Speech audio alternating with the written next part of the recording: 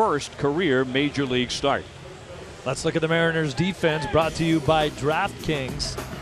Seager, O'Malley, Cano, and Lee round out your infield. And in the outfield, Heredia, Martin, Gutierrez, and your pitcher and catcher, Miranda and Zunino. Tonight's umpires are brought to you by ToyotaCertified.com. It'll be Paul Emmel behind the plate, Mike Estabrook at first, Dana DeMuth at second, Ramon De Jesus is the umpire at third base. And we're available. This telecast can be heard in Spanish by selecting the SAP button on your TV remote. SAP presented by ToyotaCertified.com. Search for your factory-backed Toyota certified used vehicle right now. Couldn't be prettier here for Game 4 of the series. Barely a cloud in the sky. 76 degrees, clear for the evening.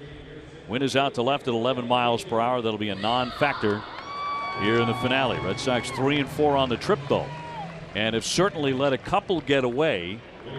And in fact, you'd look at both of the David Price starts as the ones that got away. Sure. Deserve to win both of those. Now Mookie Betts to lead things off against the left-hander Miranda. Mookie at 305, 22 homers, 70 RBIs. And he'll take ball one, and we're underway. I was chatting with a friend of mine today who said, why not drop Mookie tonight a little bit lower in the order as he pops this one up into foul territory. Zunino, the catcher, there to put him away. He's got 22 home runs.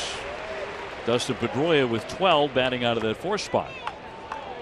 I still think they like the speed factor that Mookie brings at the top of that lineup, and the explosiveness and the ability to maybe get the Red Sox on the board quickly. Didn't happen right there. Yep, it does come in with a 5-game hitting streak. Here's Xander Bogaerts now, 320, 14 homers, 67 driven in. It has been a chilly trip for Xander. 93 right down the middle for strike one. He is 5 for 29 on the road trip. He's not alone. No, he is certainly not alone. A lot of cool bats. 211 team batting average. Ground ball and a base hit. Pass Seager into left field, so Bogaerts is on. And that snaps him out of an 0 for 11 skid. Well, they continually pitch Xander inside. Let's see where this one is. Tried to go in, but that's pretty much right down the middle, and he hit it. John Farrell talked about the fact that the pitchers have adjusted to him. They're pounding him more inside, but he gets the hit to the left side of the infield. Well, Big Papi is one of those scuffling with the bat. He is 3 for 22 on the trip. 1 for 11 in this series. There are a lot of Red Sox fans here tonight as he torches that one into left center field for a base hit. Bogaerts takes the turn. He goes back to second base as the throw comes to third. So the Red Sox with back-to-back singles in front of Dustin Pedroia. That's pretty hitting right there. I think David Ortiz just looking to go that way, hoping to get a ball middle away, and he got it. Stays right on it, and then, well, that's a thing of beauty when you rifle one right over the shortstop's head. When David was taking batting practice tonight, about an hour and a half ago, it felt like Fenway Park. With all of the Sox fans here. There's a lot of red in this crowd tonight. They were gathering down the left and right field lines watching him hit one blast after another. And it sounded like Fenway. Well, here's Pedroia right away, a chance to deliver in the cleanup spot, hitting .298 with 12 home runs. John Farrell wanted a right-handed presence behind David Ortiz tonight. That's why he put Dustin back there in the number 4 spot, so it wouldn't go lefty-lefty. 1 ball and 1 strike. Pedroia also kind of cool on the trip, 4 for 21. Second time this season he's batted in the cleanup spot. He's 0 for 7 in this series. But Bogaerts, who had been slumping, is on. David Ortiz, who had been slumping, is on. And that'll be downstairs for a ball at 94. The word on Miranda is a slider, a splitter, a changeup, fastball around 93, 94. Nothing really in the plus area as far as any one of his pitches. The Cuban defector was in the Wade Miley trade. Foul back, big rip there by Pedroia. Jackie Bradley on deck. He defected during the 2014 season and did not play at all that year. 2015, he moved up 3 classes in the Orioles chain, all the way up to Double-A. 6'2", about 190. So read thin. The 2-2 is outside, and a full count on Pedroia. Red Sox with a chance to strike immediately here in Seattle. They've not been doing that all that often over the last several weeks. That was a staple of this Red Sox team for so long, to get in front quickly. And the 3-2 from the southpaw, and he walks him, and that's going to load up the bases with 1 man out for Jackie Bradley.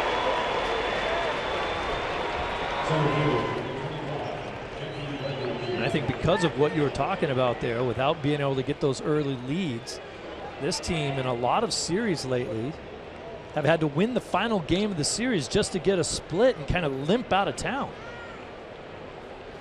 Jackie hitting .292, 17 homers, 62 driven in. He's 2 for 11 in the series. No place to put him. Bogarts with a single, Ortiz with a single, Pedroia with the walk, and 1 man out. Up and in for ball 1. The scouting report we got on Miranda was 7 years pitching in Cuba for the national team, but a lot of walks and a losing record. Yeah, sub 500. 22 and 28.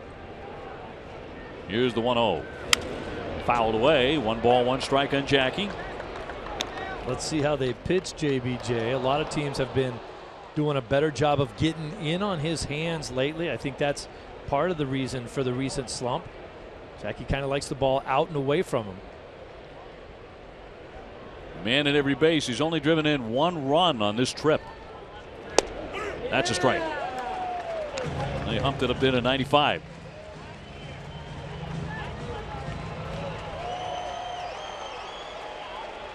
One ball and 2 strikes. Aaron Hill on deck. Bogarts at third, Ortiz at second, Pedroia at first.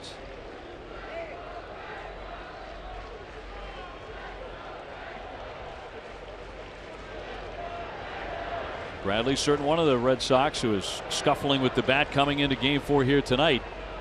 1-2. Waved at and missed, and down he goes. 81 miles an hour with the off-speed pitch to strike him out. Big breaking ball, as you said, OB, right there. He just can't stay back. You see him way out in front. Front leg even collapses there because he's trying to get to the ball before it gets there. And that's a pretty darn good pitch. So it is up to Aaron Hill to do something with this inning and not squander a great chance right away. Hill hitting .204, has 1 home run, and it came in this series, and that's in there for a strike. 1 home run as a Boston Red Sox. He did have 8 with Milwaukee. Been a good hitter in his career with the bases loaded. .330. Couple grannies. And Miranda with the 0-1. And a high fly ball into right field. He's going to get out of this. And the Red Sox are going to strand 3. That's a frustrating start. Pomeranz with no runs to work with.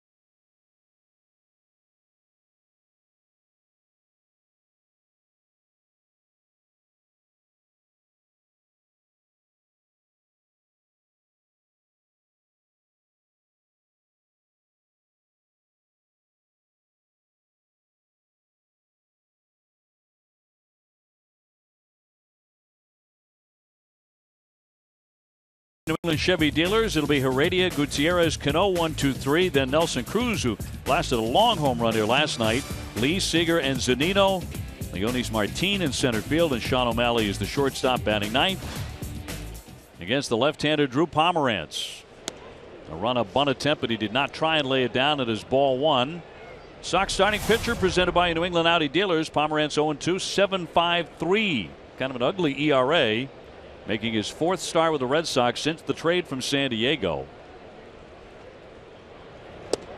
He drops in a strike. Of course, a lot of curveballs from the lefty. Well, he's just got to start throwing more of those over the plate. This is a tough league to be kind of a picker, a nibbler. Well, he's had short outings too. 3 innings, 6 innings, 5 1/3. Very heavy with that breaking ball, that curve, which he's so fond of, the 1-2. He tried it there, but missed with it. 2-2. Heredia, one of 3 Cuban-born players in the lineup tonight. It's the first time in an American League lineup since 1970 that baseball has seen that. And the count goes to 3-2.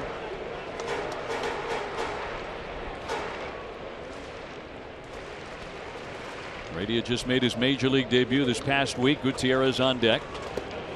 And he walks him. So a steady diet of curves, but he missed with the majority of them. Here's the Red Sox defense, brought to you by Southwest Airlines. Hill over at third, Bogey at short, Pedroia at second base with his 4 gold gloves. Travis Shaw over at first. In the outfield, Bryce Brenton left, Bradley Jr. in center, Mookie Betts in right field, and Hannigan doing the catching today for Drew Pomerantz. So a leadoff walk puts Heredia aboard in front of Gutierrez, who has hit 3 home runs against the Red Sox this year. These two teams don't see that much of each other. He's hit 10 home runs, but 3 against Boston. And the first one high for ball one. He had a big game back in June at Fenway, drove in a career high 6 runs. And their only win in the series. Also hit 2 home runs. Pomerantz with a 1-0. That bounces away, but no advance by Heredia. He'll head back to first base. Nice job by Hannigan right there. That ball skipped in the dirt in front of him. He was able to keep it in front of him and then jump on it like a cat. If this ball skips away and he doesn't get up and go get it, look how quickly he's on it. That makes sure nobody advances. You see his career against Seattle in 11 appearances, just a couple of starts before tonight, but 3-0 against Seattle. And the 2-0. That'll miss inside. So he's gone to a 3-ball count on back-to-back men. Interesting, you're talking about the Cuban-born players in the lineup. This guy, Miranda's the 4th Cuban-born pitcher who's ever pitched for Seattle, and a couple of those guys have Red Sox ties. A strike. Roenis Elias, also pitched here, is now in the Red Sox organization. Diego Segui and Tony Fossis. Remember Tony Fossis? Sure do. Elias with the Red Sox very briefly this season. Here comes the 3-1 from Pomerantz with a man at first. He's not running. There's a choppy swing and a miss, and a count 3-2.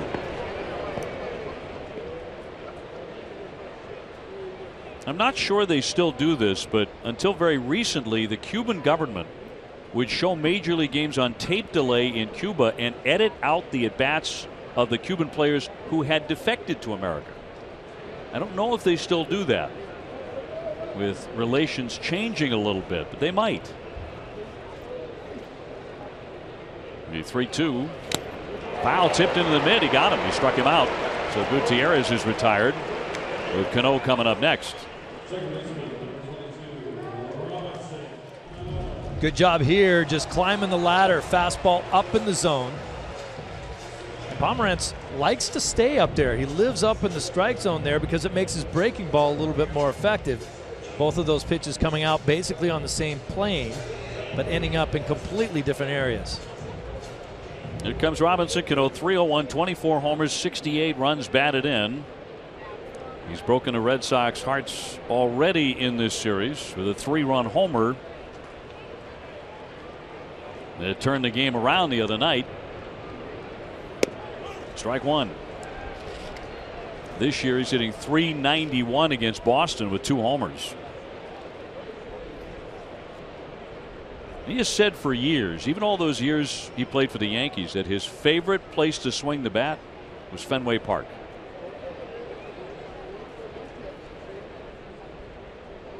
And the 0-1. Got a piece of it. You generally do like to swing the bat at places you're having a lot of success.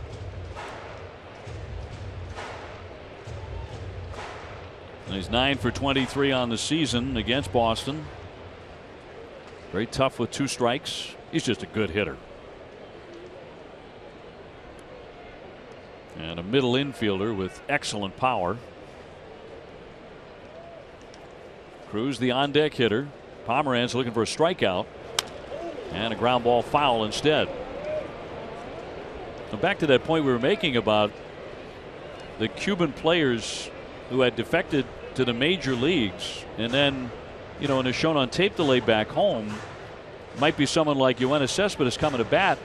They don't show him coming up. They show the score 2-2. Moments later, it's 5-2. There's a huge gap there. No one understands back in Havana what the heck happened. You probably figure it out after a little while, Yeah, I guess. that's about it. No, they didn't like that. They don't really enjoy the defections. The 0-2 pitch. In there, strike 3, 94 right on the black. He made a great pitch to get Cano. 2 down. Excellent job of pitching Cano, not only early but late. First pitch, fastball away. Last pitch, fastball away. Nasty.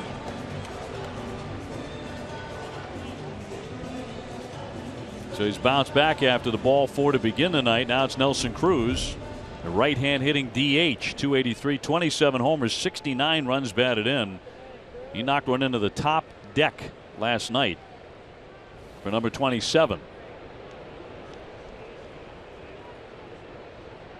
It's his only hit in the series, though. He's 1 for 10 as he takes strike 1. How quick were those hands on that ball he hit, though? That was a pitch that probably should have jammed him. Remember, David Ortiz wanted him very badly a couple of years. In fact, before he signed a deal here as a teammate in Boston. Here comes the 0-1 pitch. Yeah, when he signed his deal in Baltimore was the year that Poppy was saying, come to Boston. Watch how quick he is inside. Oh, that is an enormous quick swing that just blasted the ball. And then, of course, Baltimore didn't re-sign him after the monster year. Settled in pretty nicely here in Seattle. Here comes the 1-1 pitch. A little squibber back toward the mound. Pomeranz gloves that and gets him. So he walked the leadoff man and then got 3 in a row, and we have no score after 1.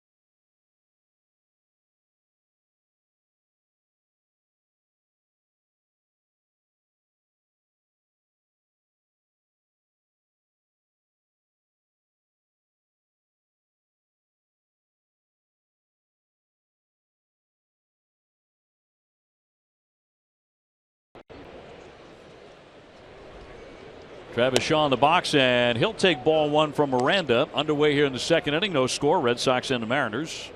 Shaw, Hannigan, and Bryce Brents. 7, 8, 9. Red Sox missed a golden chance to get on the board right away. They had the bases loaded and one down. David Ortiz got himself a base hit. He's telling Chili Davis all about it. There's a drive high and deep to right field. Gutierrez turning around. It sails. It sails. It's gone. And the Red Sox take a 1-0 lead on the 13th home run of the season by Travis Shaw.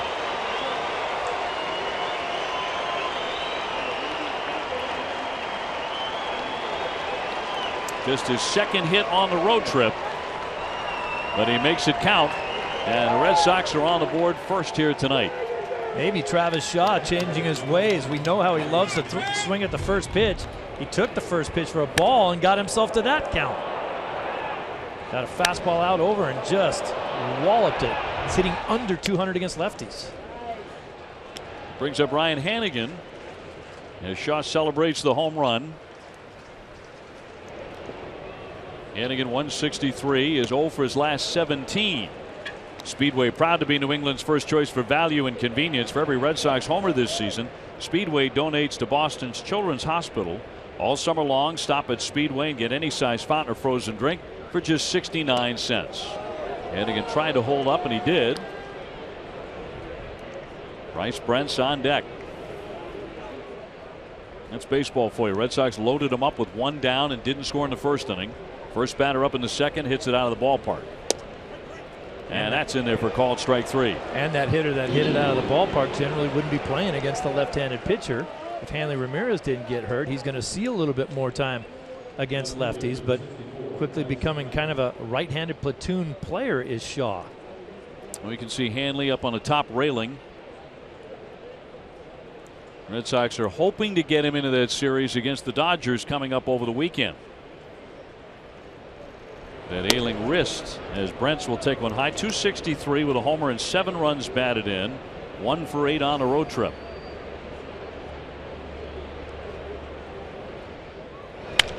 Rocketed but foul off first base. Hit very sharply by Bryce.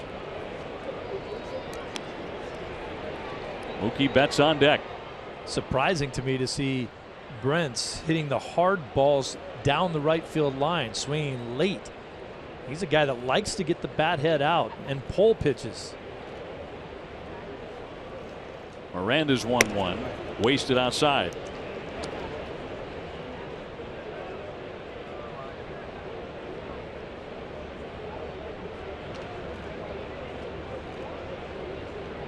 And the lefty's 2-1. Got a piece of it to trickle it foul. There's an example of that right there. He's so far out in front of that one, he pool cued it and fouled it right back. Fouled that one down the right field line and then came back with that. Brent's 0 for 5 in the series and won't chase there. 3-2. Here it is, OB. Now he wants to get out in front, but he's so far out in front, just hits it right off the end of the bat. Somewhere in the middle would be good for him now. And that one he got the change at 83. Here's the 3-2. And snuck in there for strike 3. Came back at 95. And he fans him looking. And so there are 2 down. Well, for more on Hanley, let's go downstairs to Garen Austin. Thanks, Obi. Well, Hanley Ramirez is out of the lineup again today with that sprained wrist. John Farrell said that he has improved and his range of motion has increased to almost full strength. Now, Ramirez had a brace on his wrist last night, but he did not have one on today as he prepared to hit in the cage to test his wrist. And guys, Farrell said that they're hopeful and optimistic that Ramirez will be ready this weekend for that series against LA. All right, Garen, thank you very much. That's good to see him without that on and heading back to Dodger Stadium. That could have been really ugly. In for a strike on Mookie Betts. He's 0 for 1 tonight.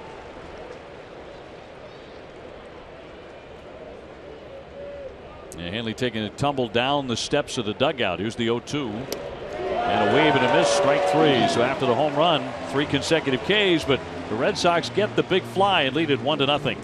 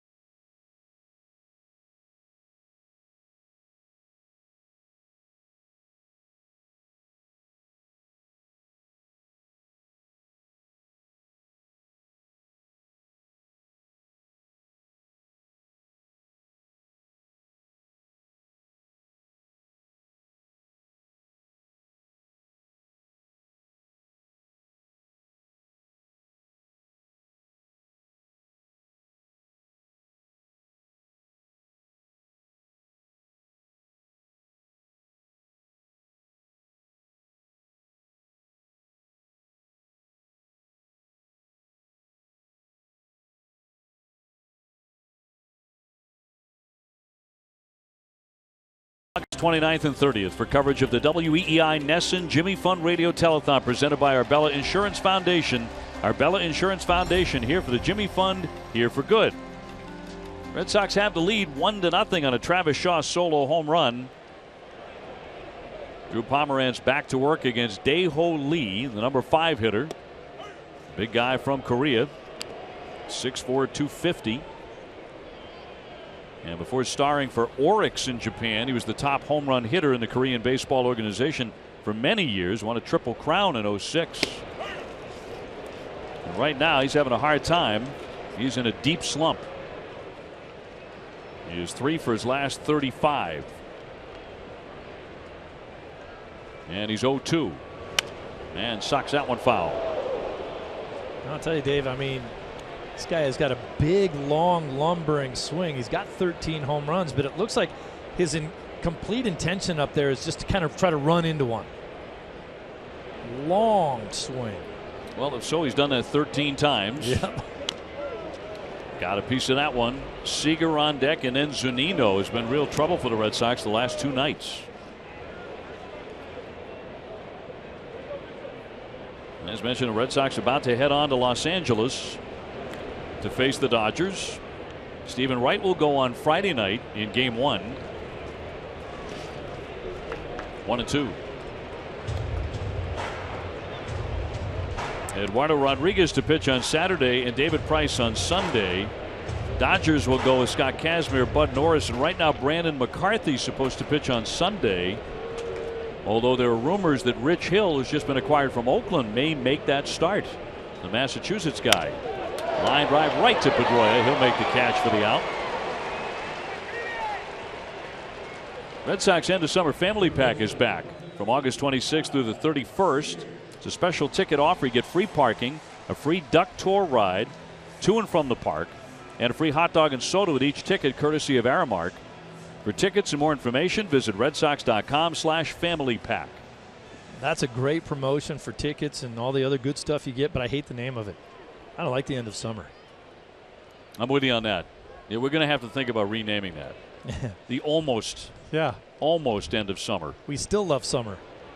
Here's Kyle Seager, third baseman, hitting .280 with 20 home runs and 67 driven in. Guy who typically really hurts the Red Sox, but he has not done so in this series. That pitched him very effectively so far.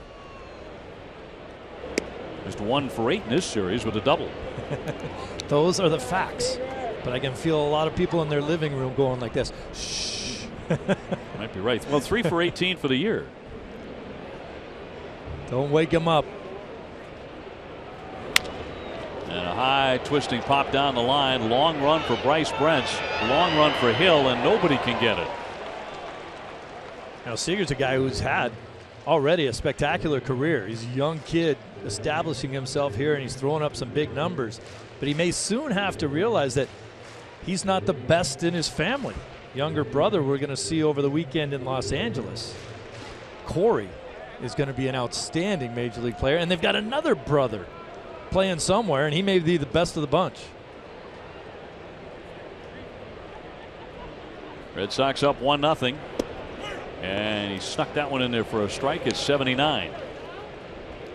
I think athletic families kind of get used to the idea, but that the youngest of the brothers usually ends up being the best talent. That makes sense. Look who they get to play against all their lives. And they spend most of their life getting beat up and taught how to play the game by very talented older siblings. 3 balls, 2 strikes on Seager.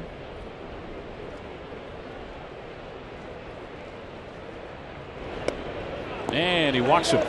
Just missed with that one. That's a second free pass from Pomeranz.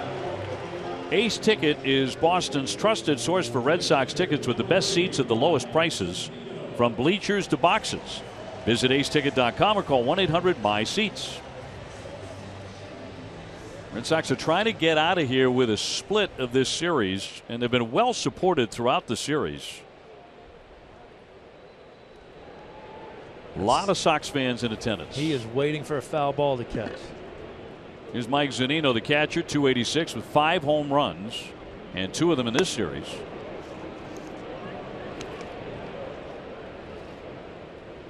Texas beat Baltimore 5-3. Toronto has a 4-1 lead over Houston in the 9th inning.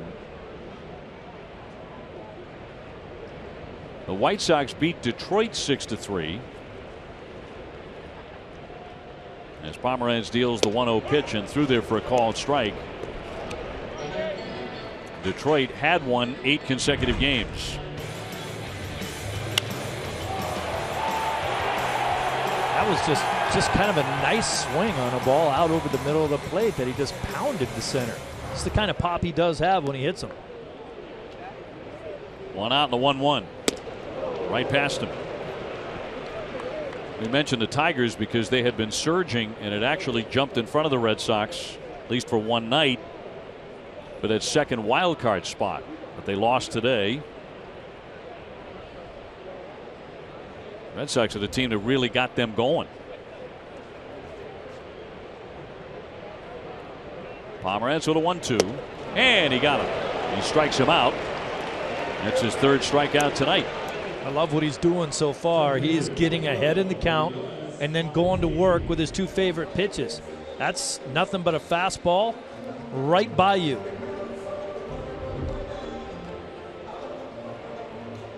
Sends up Leonis Martin, the center fielder, 244, good power, 13 home runs.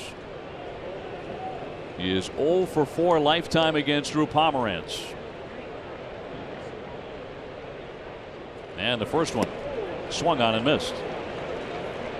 Well, I found the information on Seager here. His brother Corey was a first rounder of the Dodgers in 2012. He's playing down there. And the youngest brother is Justin, who was drafted in the 12th round, 2013, playing in the Mariner organization.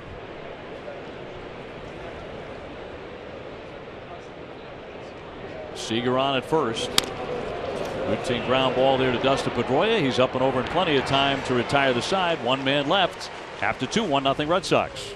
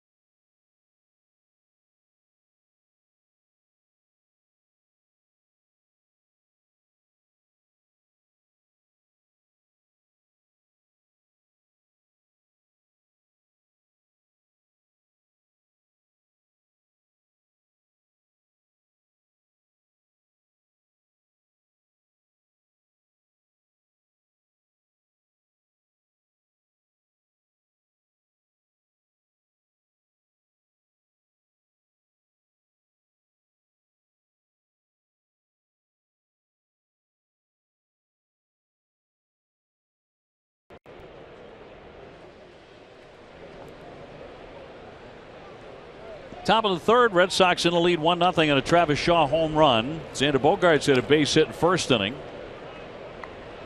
So he will lead off here in the 3rd. David Ortiz followed with a single. Dustin Pedroia walked to load up the bases with 1 down.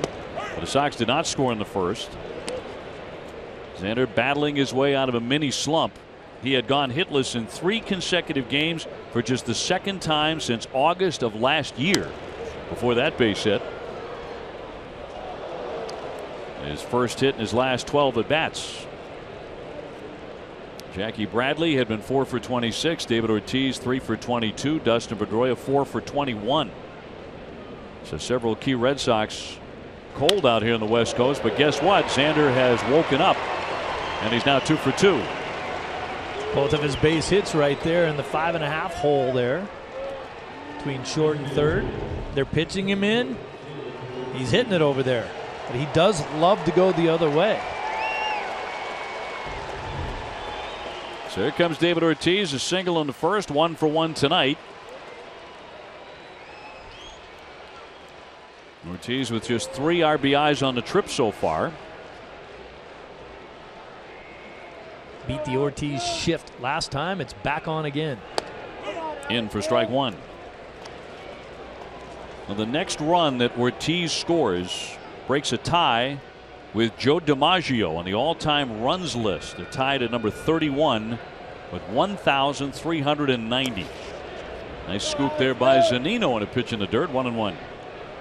You think David ever stops and looks at those numbers and just kind of says, wait a minute, it's Joe DiMaggio we're talking about? You know, I know he doesn't, because he's always surprised when someone mentions that name or one of those names. Bounding ball to first and a foul ball. Knocked down by Lee. 1 ball and 2 strikes. He always seems very surprised, and he said several times when he's been given one of those numbers that he just tied or passed, he said, I'll think about it when it's over, and really appreciate it more when his career is done. That might be harder to do, though. That's what I'm thinking. You got to sneak a peek once in a while. Yeah. 1-2. A gentle ground ball. Cano has that. Sideways flip for 1. Back to first. Double play. So for the Red Sox, 2 down here in the third. You know, each time someone says, hey, you just passed Joe D, you know, that would be nice to think about just for a few minutes and move on. But at the end of the day, he will have passed almost everybody. And so he's just going to group it all together and say, yeah, that was pretty good. Yeah, in a lot of those categories for sure. Now at 528 home runs. Gets into a double play, and that'll send up Pedroia with the bases empty. Red Sox ahead 1-0 in the third. He took ball 4 in the first inning to load him up. So Pedroia 4 for 21 on the trip. Did have the biggest hit of the season in Anaheim on Sunday. Bomb. A 3-run homer with 2 out in the ninth.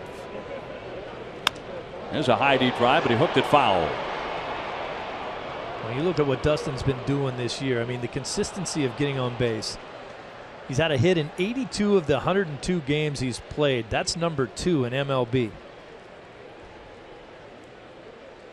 That'll get your on base percentage up there, and he is in the top 10 right now at .369 for the OBP, which is 10th in the AL. Only Altuve has had more hits in the number of games that he's played. 1-2.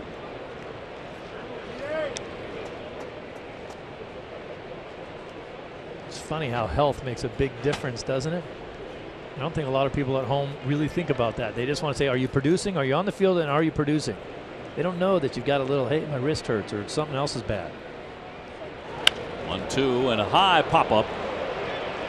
Backing out O'Malley, coming on behind him Heredia, and the left fielder has it to retire the side. Nothing doing here in the third for the Red Sox.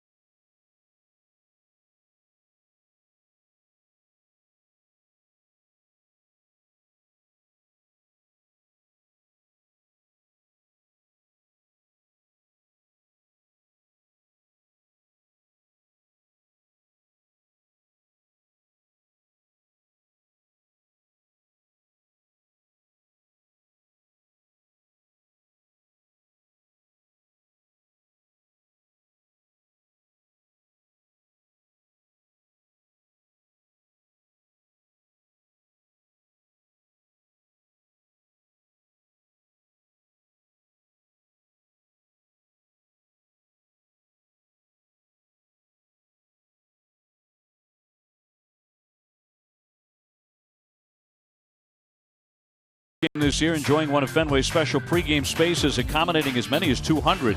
For tickets and more information, visit redsox.com/groups. Bottom of the third inning, a run-up bunt attempt here by O'Malley. Pedroia out of the glove, but not in time. He's safe at first. Pedroia kind of popped it up out of that glove, and O'Malley is on with a base hit. Yeah, that's a much more difficult play if you're a middle infielder to try to backhand the ball out of your glove, because it hooks off of your fingers and kind of goes straight up in the air. It's a very tough play to make. See him have to try to backhand it. He couldn't like shovel it to Shaw. That's harder to do. So O'Malley safe on the bunt. That'll send up Heredia, the left fielder, who drew a walk in the first inning. And then Pomeranz got the next three men very quickly. So Heredia 1 for 10 in his major league career. Did get a big hit against David Price the other night when they rallied from 4-0 down to stun the Red Sox 5-4. Heredia had one of the key hits in that inning, his first major league hit. Red Sox losing last night as well, so looking for the split of the series here tonight. Right in there for a strike. That was his only major league hit. The Mets beat the Yankees as well, 4-1. That knocked the Yankees back to 500. They went to full sell-off mode before and then at the trade deadline, as that one is up high for a ball. So when the Red Sox come home on August 9th, they will have one of 12 games for the rest of August at home, beginning on the 9th. And not one of those will come against a team with a winning record. So that'll be a golden chance. 1-1. That'll just miss. I think that's an excellent point that you brought up early on this road trip. You were talking about that when they do get a chance to go home. Hey, beat up on some bad teams because there's so many road games. Another very long trip to come this month. When the Sox come home, they take on the Yankees in Arizona. Starting on the 9th, runner goes, and it's swung on and tapped foul. And later on in the month, Kansas City and Tampa Bay. The Royals having a very tough season. Tampa Bay's been in the basement virtually the entire season, so there's a chance to pile up wins at home then. Not many left. Do it.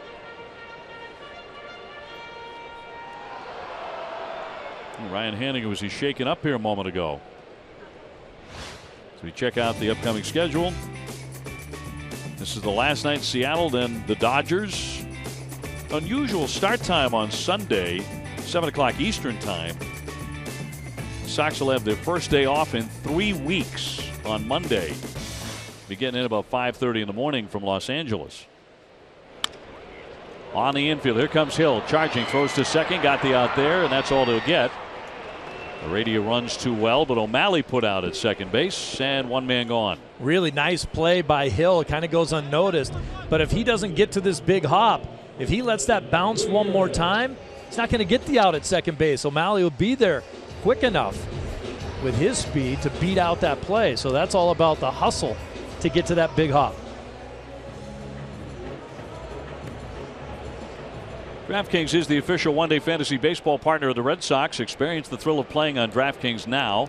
Play free daily using the promo code NESSON at DraftKings.com. Here's Gutierrez. He whiffed in the first inning. Red Sox trying to get a double play ball out of him.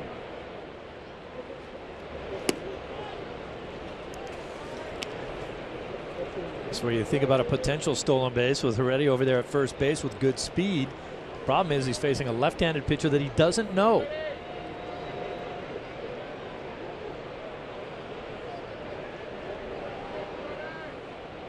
Gutierrez to be followed by Robinson Cano. Red Sox ahead 1-0 in the bottom of the third. Strike.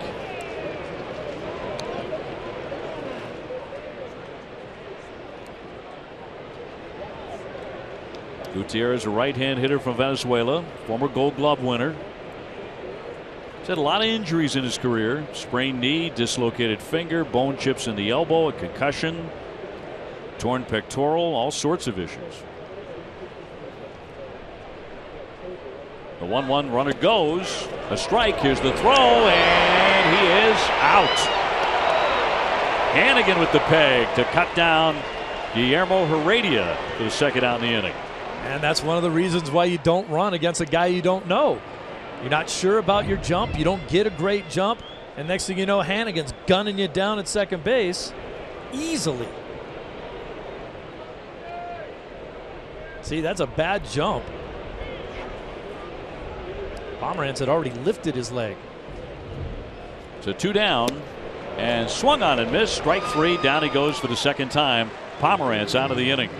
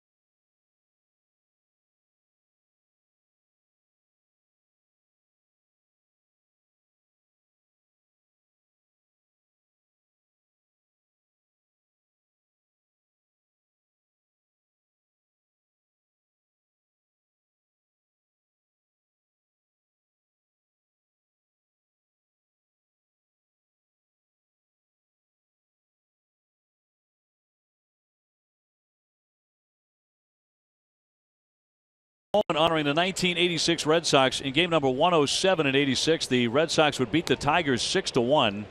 Tom Seaver pitched a complete game, allowing 5 hits, 1 run. He struck out 9 for the Red Sox. And we know who Tom Seaver was credited for. As Jackie Bradley takes a strike, he whiffed in the first inning. So I continue to help the Red Sox even though I wasn't around. Even when you're gone, you're still helping the Sox. Tom terrific. To the right side, Cano there. And we'll throw on to retire Jackie Bradley, who's 0 for 2. Aaron Hill next. Well, in a pregame, there was a bit of an incident down on the field. It looked like a proposal, actually, for Garen Austin, the Moose, bringing gifts. And I don't know what Wally has to say about this. Oh, that's cold. That's Wally. not right. That is cold. Look at Garen having to fake a smile there because she loves Wally. Now that's not a fake smile. She doesn't do a fake smile. It's a great smile. As Hill will take one down low for a ball. Hey, come on, guys. The Moose and I go way back. Let's remember I am from Seattle. You are. You're a local. That's right. I grew up here, so the Mariner Moose and I go way back. I think when the Mariner Moose hands you a little moose, that is like a marriage proposal, isn't it? I didn't take it that way, but it was a very sweet gesture. The Moose and I have become good friends over the years. I can tell. Foul back here by Hill. 0 for 1 with a fly to right field. Came in hitting .204. You want to know anything about Seattle, you want to know where to eat, where to go and have a great time, go to Garen Austin. She knows every spot. 1-2 from Miranda. Lofted into right field. That'll drop down for a base hit. So Hill will take the single to the opposite field, and he's 1 for 2. Right in front of Travis Shaw, who has supplied the only run of the ball game with a home run in the second. His 13th of the season. He's now played 9 career games against Seattle. He's hit about .330 with 3 home runs. Yeah, he owns them. 1-0 Boston in the 4th, and in for strike 1. You know, any type of competition within the team is always a good thing. I'd like to see Travis Shaw kind of pour it on over the rest of this road trip just to make it tough on them to not play him. Talking about the only run of the game right here on that ball is blasted. He has struggled against left-handers, hitting under 200. He just hit a home run against one. 0-2 in there for strike 3. Caught him looking 80 miles an hour, so it barely got there. He strikes him out. I think that was the argument that Travis Shaw had right there. It's this guy's kind of trying to waste a pitch right here up in the zone. He doesn't even care if it's a strike. And he said that just kind of humped over the strike zone. Just a little. I didn't see it that way. 2 down. Ryan Hanigan now. He struck out looking in the 2nd inning. Just made a fine throw down to second base to catch a radius stealing. It's a high fly right center field. Pretty well hit. Martin backing up though. And he's got it. No runs. 1 hit, 1 left. Still 1-0 Boston.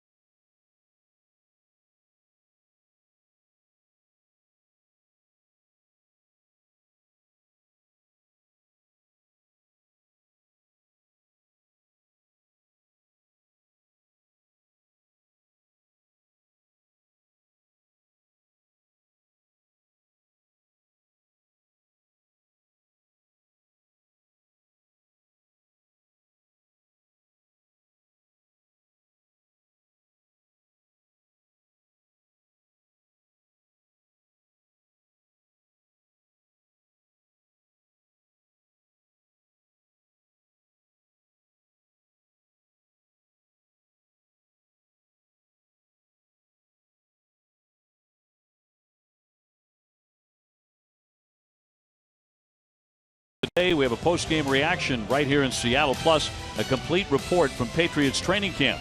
That's tonight after the game on NESN Sports Today, presented by People's United Bank. A slim lead for Pomeranz. Red Sox on top 1-0 on a home run by Travis Shaw. As Cano will start the 4th inning, then Cruz and Lee. So this is 3, 4, and 5, and their second look against the lefty.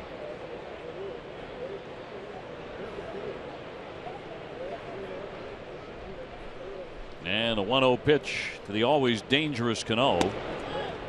That'll be a ball. It's funny how this game works. After you've seen a guy, you get a chance to see what his pitches are doing, what the tilt on his breaking ball that day is. You have a much better idea of how to attack him when you see him again. He flies that one to the left field, backing up Bryce Brents, but has plenty of space to make the catch. And Cano is 0 for 2 tonight. This greater coverage of baseball brought to you by T-Mobile. Major League home run leaders since 2014. Cruz has hit 111. Number 111 came last night. David Ortiz is 3rd on that list, tied with Donaldson, the reigning MVP, at 97. And Cruz to step in, 27 for this season. Cruz has been so good, but would you have guessed that he was at the top of the list there? Would not have been my first choice. Yeah. His second season with this team, he hit 44 last year, 40 the year before with the Orioles, and is fast approaching 300 career home runs.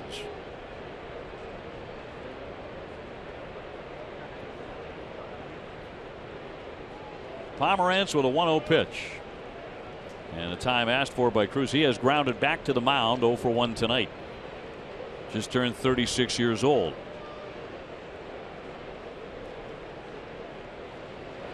And a 1-0. Well, he was going for the downs there, and he came up empty.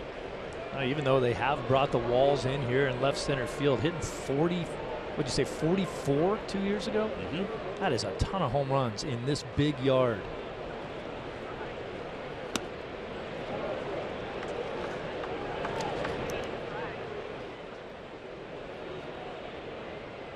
Dae-Ho Lee on deck. And a 2-1 from the southpaw. 3 balls, 1 strike. Pomerantz's best outing of the season with the Red Sox, certainly that loss to the Tigers on the 25th of July at Fenway. Went 6. He allowed 4 hits and 2 runs. But he did lose it. Here comes the 3-1 pitch. In for strike. Maybe a generous call from Paul Emmel. Cruz just sitting there shaking his head and laughing, saying that's not a strike. Maybe it came all the way across the plate at some point, and that's how he got that call. Big breaking ball. He's walked 2 so far tonight. 3-2 pitch and tap foul. That's when you know he has confidence in that pitch. Maybe he thinks it's the best pitch he has. Is that big curveball. Throws it 3-2. Cruz got to play in 2 World Series in his time with the Texas Rangers in 2010 and 2011. There's that 3-2 breaking ball. Fouled it right off his foot.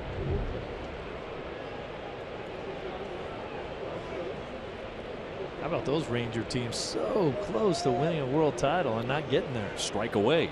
Jeez. He only hit 200 in both of those World Series as he loops that one foul back out of play. He did, however, hit 3 home runs. Well, with the Rangers, it's a good Texas team going right now. They beat Baltimore 5-3 tonight. Very, very active at the trade deadline. And that's a really fine lineup. 3-2 pitch. And he missed with that one for ball 4. So he's walked 3 men. This one coming with 1 down. Dae-Ho Lee is next. So the Red Sox looking for a split of this series. It's the best the Sox can do here in Seattle. And they need to do that. I mean, you talked about the teams they played, the Anaheim Angels, California Angels, however, the Los Angeles Angels. How many names have they had? You split there. That's a team they should have beat. You come up to Seattle. This team has not been playing all that well. Trying to get a split here before you go down to see the real Los Angeles team. Dae-Ho Lee is 0 for 1. He is lined to second base. Cruz on at first base. Red Sox ahead 1-0. They've out hit Seattle 5-1. Getaway night for the Red Sox. They expect to land in Los Angeles about 2:30 in the morning. That's if all goes well. And depending on traffic, it'll be either what, an hour, 2 hours from LAX to the hotel. You just never know in Los Angeles as the count goes to 2-0. Hopefully at that time it should be about 40 minutes. You hope. Yep. 2:30 in the morning. People should be sleeping. Dae-Ho Lee with 13 home runs. But he's certainly a double play candidate. But Pomerantz is not throwing him strikes, and the count goes to 3-0. This is what he needs to stay away from, and he's done a good job of doing that in the early part of this game. Now, starting to lose it just a little. Lee taking all the way, and that's ball 4. So he's walked back-to-back men. Cruz and Lee in front of Kyle Seager. So 4 walks already for Pomerantz. He's coming off a start that saw him walk 2. Start before that 2. Start before that 2. He's had starts this season in the National League where he's walked 4 men on 2 occasions and 5 men once. Well, Pomerantz is a very straight up and down pitcher. For as tall as he is, you'd think he'd be a big drop and drive guy. Drop down on that back left leg and drive towards home plate, but he really isn't. He's straight up and down when he delivers. Seager walked his first trip. That's across for strike 1. He went back to the fastball. Zunino on deck. Red Sox up 1-0, 4th inning, but a threat here for Seattle. You see that, Dave, how he just barely even bends that back leg before he delivers the ball. Tall one at 6'6". Tough with men in scoring position so far, but most of that in the National League. High fly, center field. Bradley back. He's back, and he's there to make the catch right at the edge of the warning track. Cruz will tag, and he'll go from second to third, but they're 2 down. And Seager just missed one. He gave that ball a pretty good ride on a big looping breaking ball, almost like he was sitting on that pitch. There's the breaking ball. Seager right on it. Dead central, couldn't get it out of here. Big ballpark. Indeed. Follow Red Sox baseball live with the MLB.com at Bat app. Stay up to the moment with game day, live video, and more. Download MLB.com at Bat, the #1 app for live baseball on your smartphone and tablet today. 2 down. Zunino has gone 0 for 1 in this one. He has struck out. Remember, he's hit a pair of home runs in this series. He's thinking about it again. They have a lot of hitters in their lineup who are grip and rip guys. Yes, they are. And look at defensively where Xander Bogaerts is playing. All the way back on the grass because of that. Zunino might hit it hard, but he's got no speed, so he can play a little bit deeper, gain a little bit more range.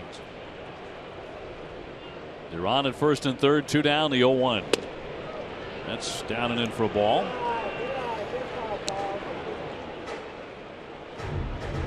Here's Pomerantz again. Not much drop and drive out of him. 6'6", straight up and down, trying to create tilt.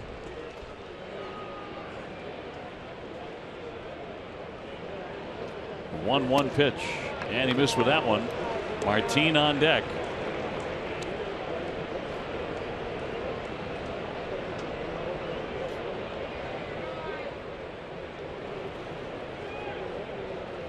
Pomerantz not terribly sharp in his last start at Anaheim. 5 1/3, 6 hits. Gave up 5 runs. He's been a bit better so far tonight, obviously. The 2-1 fouled back at a big rip by Zunino, and now he has him set up. That was a dangerous pitch right there. We often talk about pitchers. Oh, he made that one mistake when the ball got hit into the seats. This is a mistake pitch. That's a 92-mile-an-hour fastball right down the middle that Zunino missed. Will he come back with his curveball here? It's his favorite. Hannigan setting up in, and it's up high. That missed badly. Over the fastball. So the count moves to 3-2. He's had a lot of 3-ball counts tonight.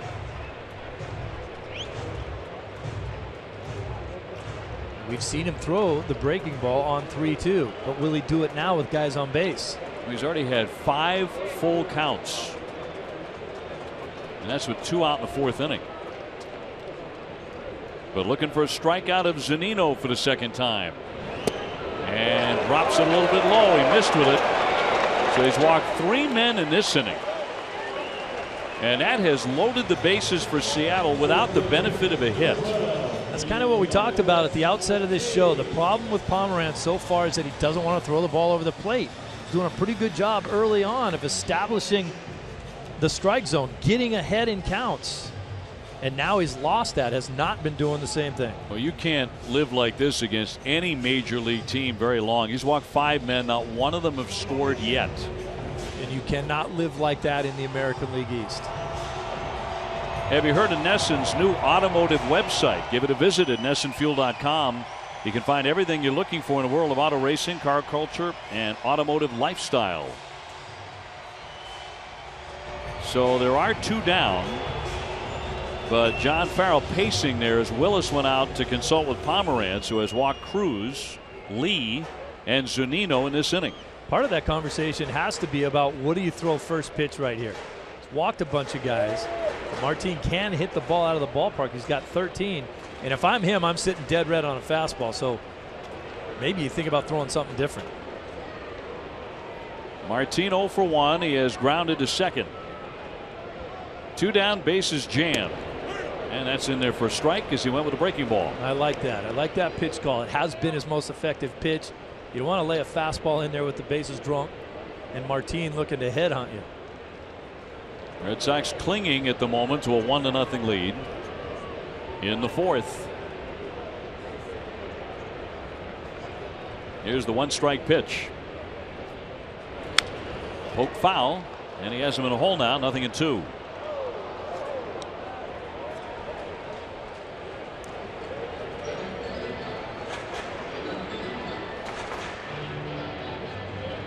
Twice already tonight, Pomerantz has struck out a man after walking a guy. If he does it here, he's going to leave him loaded. So far, that mound visit is paying off. 0-2. Bounding ball, first baseman Shaw right there to the bag, and he gets out of it. Pomerantz loaded him up on walks, but they fail to score.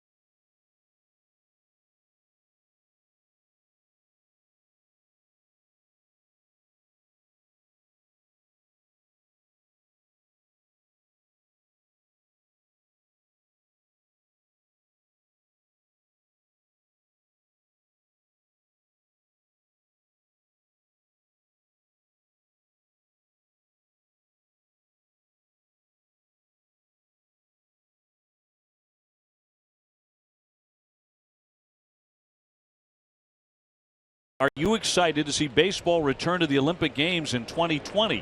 Text 1 for yes, 2 for no. Text your answer to 536-536. Message and data rates may apply. 1 message per vote. So for the 2020 games, baseball is making a comeback. And softball is too. Olympic Games, as that one is fair down the right field line. Bryce Brent's going the other way, and for extra bases, he's going to roll all the way to the corner at the 326 mark. And he's got himself a double, and a good start for the Red Sox here in the 5th on top 1-0.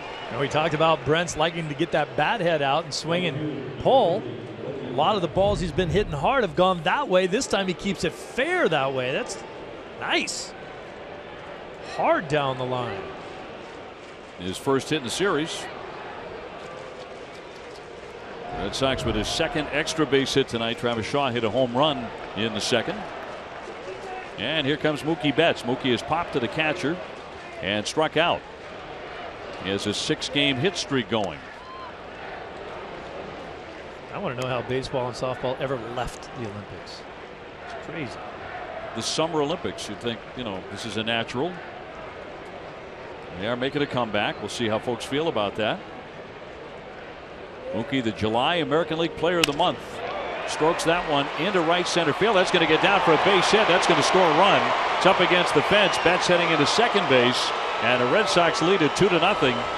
Back-to-back doubles here in the 5th inning off Miranda. You see two things out of Mookie Betts. Sometimes when he starts to get a little bit tired, you'll see a lot of weak pop-ups. But then when he's trying to get back into a groove, you see him do that. Let balls travel deep into the zone and try to shoot him into that gap, and that kind of gets him back into a groove. Back-to-back 2 base hits. 31 doubles for Mookie Betts in early August. Xander Bogaerts with a good night going as he climbs in 2 for 2 with a couple of singles. A look at strike one.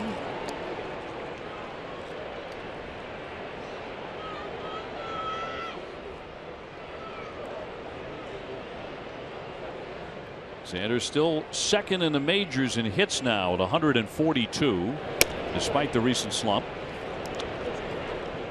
Third in the American League in batting average, 5th in runs, 6th in on-base percentage. All adds up to a pretty darn good player. Goodness. Looking for his 68th RBI. And he tags that one to left field. Back it goes. Heredia to the track, to the wall, and he'll make the play. He goes slamming into the fence. Mookie Betts goes back to second. Heredia made a really nice catch and paid the price on it. That was a nice play. Maybe this ball got off the end of the bat a little bit and he didn't quite get the lift on it. But boy, he hit this ball hard. This is a ball that you would expect to get over the head of the left fielder. It's the second time now that bogey's gone deep to the wall and not been able to get it out of here. I think Xander thought he had one at the crack of the bat. Heavy air in the Pacific Northwest. David Ortiz now, the man at second base, and one down, and another run in. Red Sox ahead 2-0. He's 1 for 2 tonight with a single.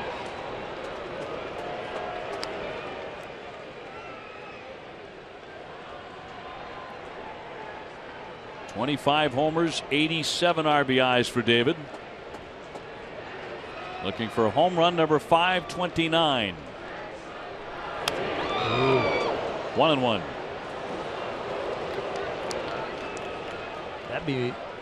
Might be one of his more vicious cuts that we've seen maybe over the last 2 or 3 days.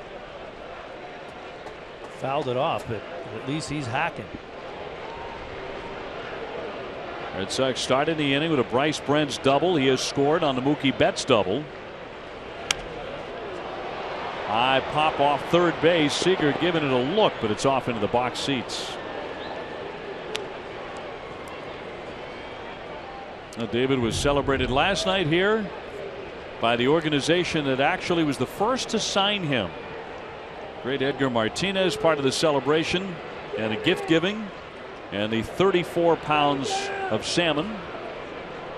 I like when they took the picture. The salmon even looks like it's smiling. The fishmongers came out. 1-2. Little flare to center field, and it hangs up for Martin. That's back to second. He'll stop there. 2 down. Time for a game break now. Brought to you by Jordan's, the furniture store of the Boston Red Sox. And here's Adam Pellerin.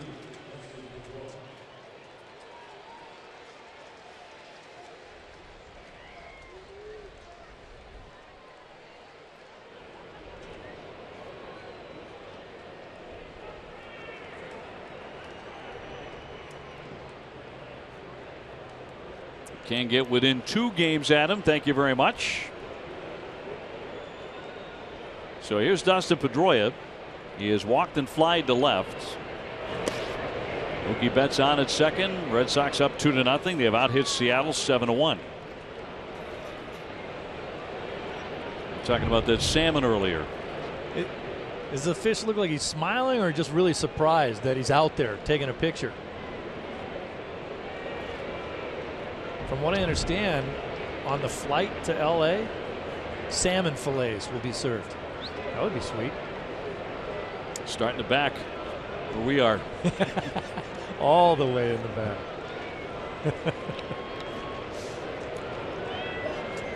We love our plane. First class. They get us there perfectly. Pedroia looking to pick up his 47th RBI. And he'll take a strike. He's now reached base in 36 of his last 37 games. The other thing about Pedroia that sometimes goes overlooked is what a fine defensive year he's having. He's made one error in his last 52 games. Flies that one to center field. Martin is there. Bit toward right to the gap, and he'll put it away. But the Red Sox are on the board again at the midway point now, 2-0 Boston.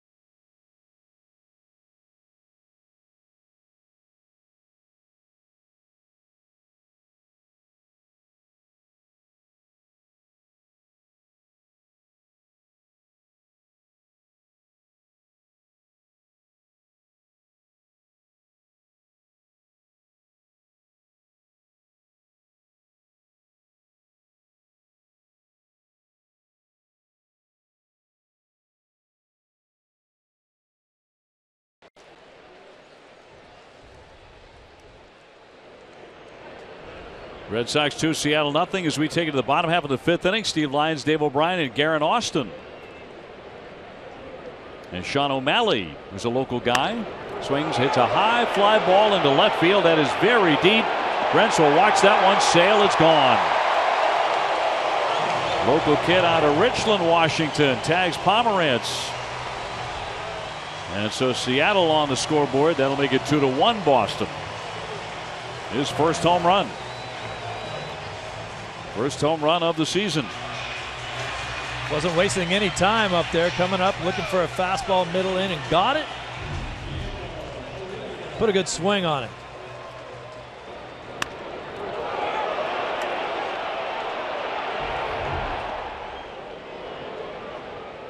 So 2-1 game. Brings up the leadoff man Heredia, who has walked and hit into a fielder's choice. In for a strike.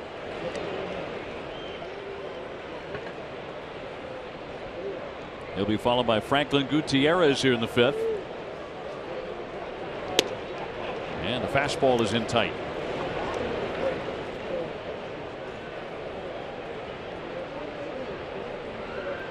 Heredia this week making his major league debut. And tonight their starter Miranda making his first major league start. Remember, after the 3 walks last inning and loading the bases, the first pitch to Martin was a breaking ball. That's a bunt past the mound. Pedroia has to get to it. A little bit of a collision there. It'll be a base hit for Heredia. That's the second bunt hit of the ball game for Seattle. A little miscommunication between the pitcher and the second baseman. Who's going to take it? Yep, that's the best place to bunt balls. If you talk to Jerry Remy, there's so many more ways you can get on by bunting the ball that way, and that's one of them. Confusion. Petey at the end of this play will basically tell Pomerantz, stay away from the ball. I'll get it.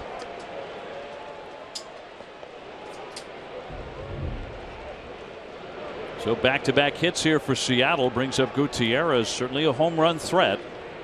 Tonight he has struck out twice. Heredia, a guy who can run.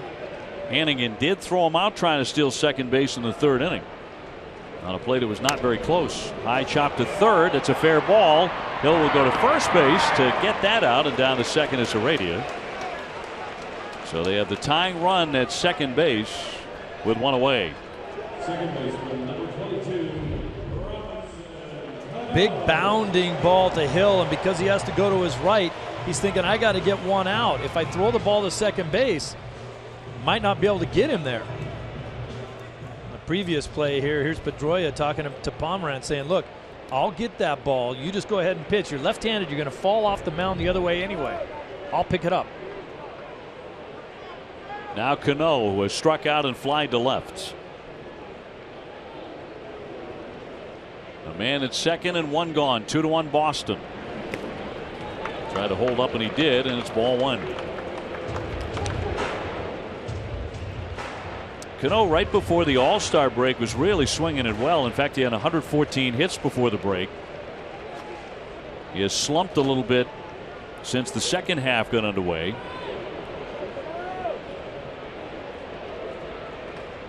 But hit a long home run against Abad for a 3-run shot the other night here. Facing another left-hander in Pomeranz, and he'll take a ball. So they count 2-0.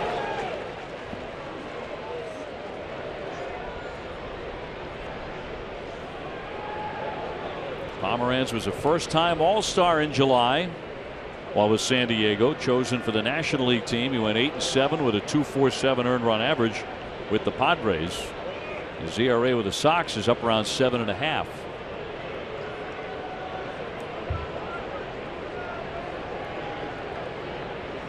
He has walked 5 men tonight, but none of them scored.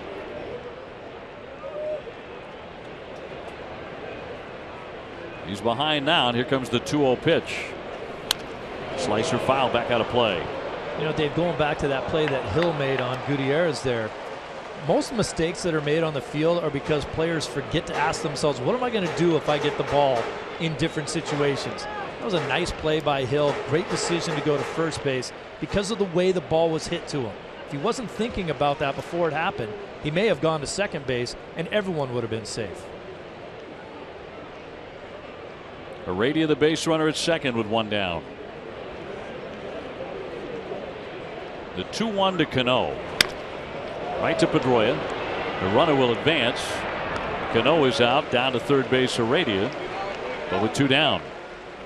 Time now to check out the results of our Dunkin' Donuts poll question. Are you excited to see baseball return to the Olympic Games in 2020? And a big chunk of you say yes. 67%. I thought it would be more. So the batter will be Nelson Cruz. He is grounded to the pitcher and taken ball 4. I'm excited. Well, it's a long way to continue to be excited. It's 2020 we're talking about. So, well, you know, it only comes around every once in a while. You really got to keep it going. It's like Haley's Comet or something. Yes. They're going to put him on. Cruz is going to be intentionally walked here. So that'll put him on at first and third, and they'll go after Dae-Ho Lee, who's in a long slump instead. So Farrell will take no chances with Cruz, who has 69 RBIs and 27 homers.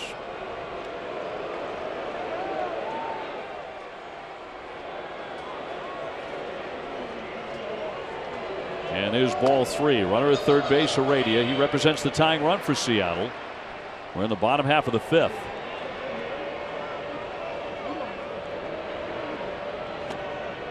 And there's the intentional pass of Nelson Cruz, who has now walked twice. And with that one, 6 walks issued by Pomeranz. Sox fans looking for the best seats to the biggest games. Check out the official Red Sox ticket resale marketplace at RedSoxReplay.com. It's the best place for season ticket holders to sell their tickets when they can't make it to the game. Dae-Ho Lee with a liner to second, and he's taken a walk. He is in a 3 for a 36 skid.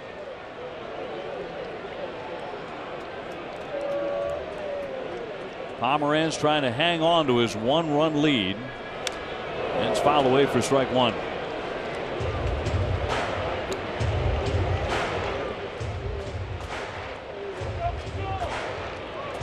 Inside the division tonight, the Yankees lost to the Mets. Baltimore lost to Texas. And Toronto beat Houston. This is a good conversation by Hannigan, trying to figure out what they want to do to him. Pomeranz doesn't throw that hard. He's not a blazing fastball guy. So if he's going to use his fastball against Lee, better get it up. Big slow swing, but if he hits it, he can launch. Here's the 0-1. High and tight. Fastball up. Sox will have due up in the 6th inning. Bradley, Hill, and Shaw. Shaw's already hit a home run tonight.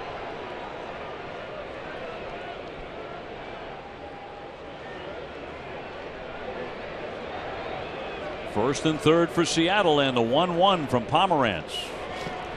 He buried that pitch, knocked down by Hannigan.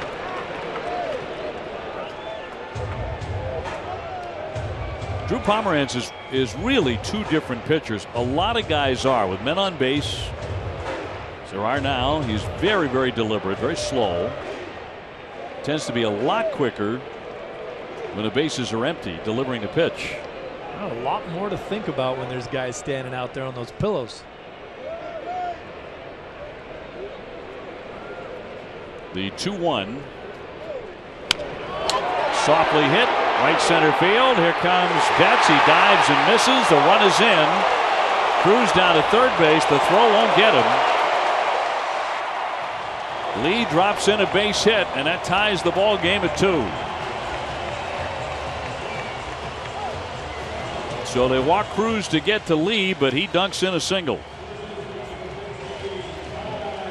This is a little bit surprising here. You see Betts dive for this ball really early, maybe as a decoy more than anything else.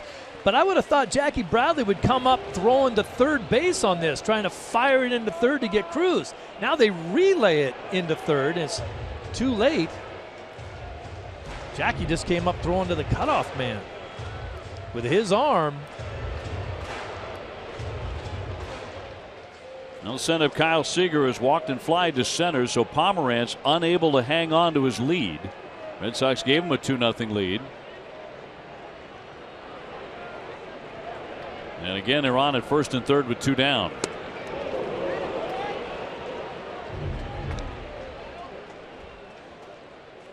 There's Jackie, just picks it up, throws it right in to Pedroia at second. Tied 2-2. Seattle with 4 hits, and 3 of them have come here in the 5th inning. And he's also walked a man intentionally. So that did not work out for the Red Sox, the intentional pass. Here's the 0-1.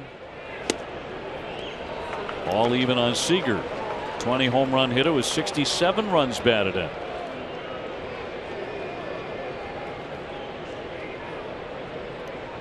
Seager, a real gap hitter with 29 doubles. He's 4th in the American League.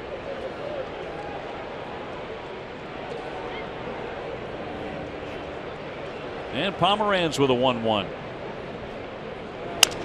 Back to the mound, knocked down by Pomeranz. Does he have time to get the out? He throws and he got him. He recovered for out number 3. But Seattle comes back to tie it. We go to the 6th, the 2-2 game.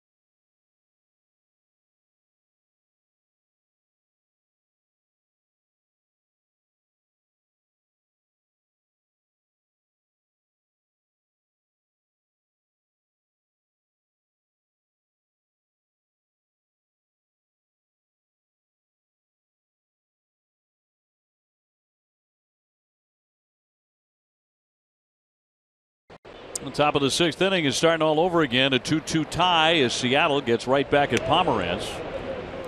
Jackie Bradley leading off the 6th inning. He's 0 for 2 tonight, trying to battle his way out of a skid on this road trip. He is 4 for 28.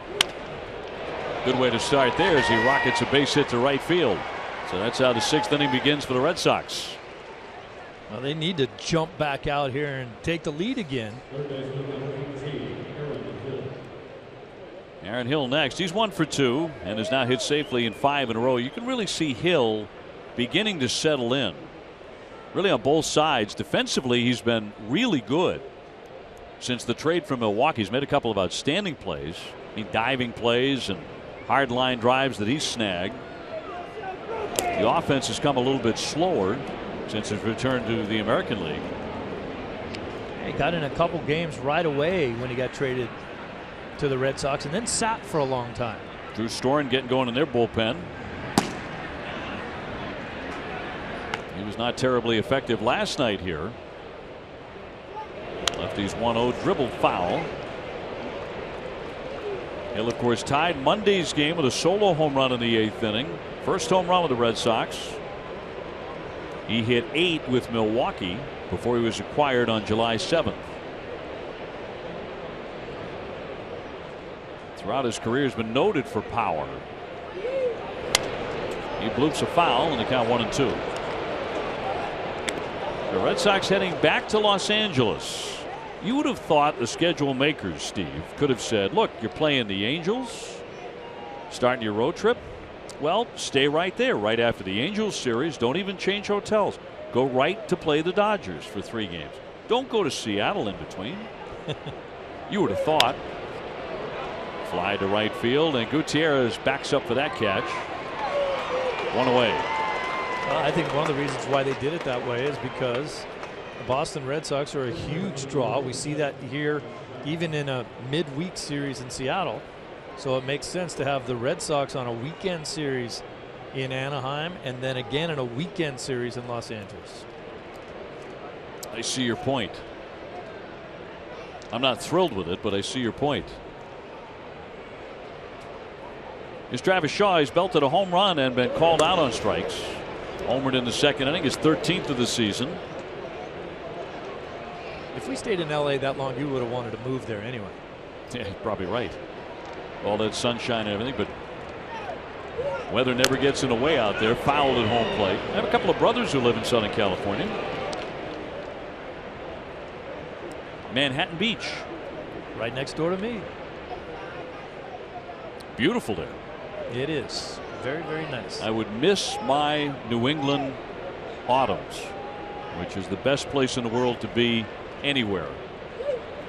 1-1 is too high. 2 balls, 1 strike on Shaw. Hannigan on deck, trying to break out of a 0 for 19. And Miranda's 2-1. Hit sharply, but caught by Lee and back to first base for the double play to retire the side. That was a bullet. Travis Shaw unlucky. Still 2-2.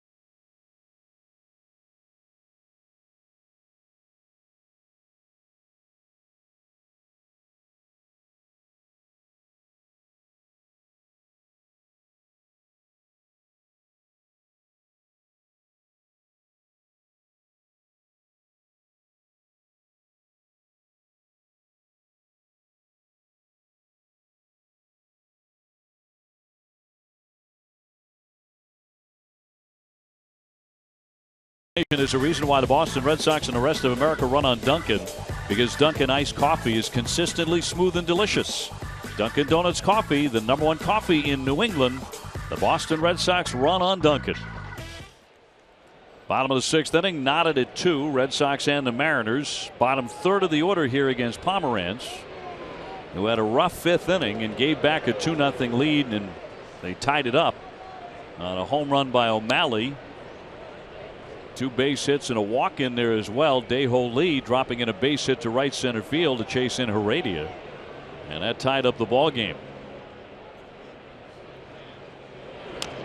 Check swing, and that's going to be a fair ball. Hannigan wants it. He'll take it, throw, and get him.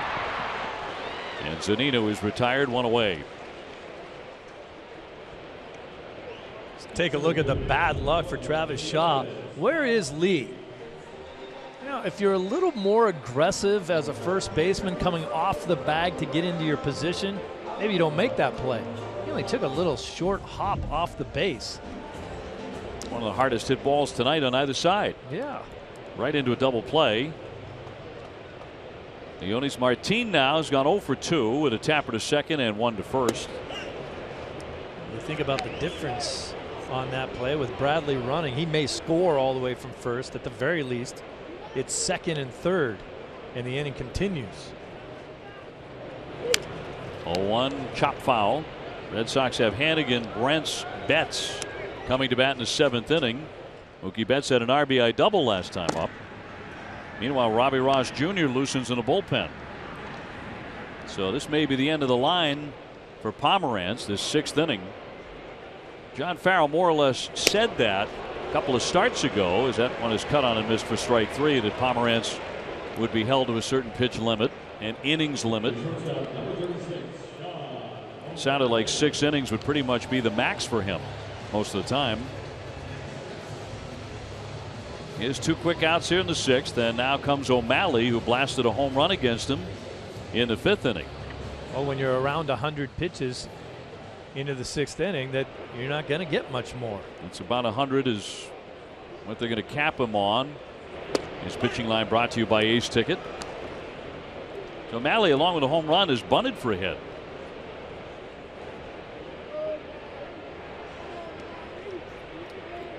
The 0-1 swung on and missed. He's only allowed 4 hits, but he's also walked 6 men, 1 intentionally. So it has not been a crisp outing by any definition by Pomeranz. Walked the very first batter he faced tonight. A lot of walks, but end of the day, still has only given up 2 runs, and the Red Sox offense isn't able to produce much more. This may be his most crisp inning. Down into the dirt.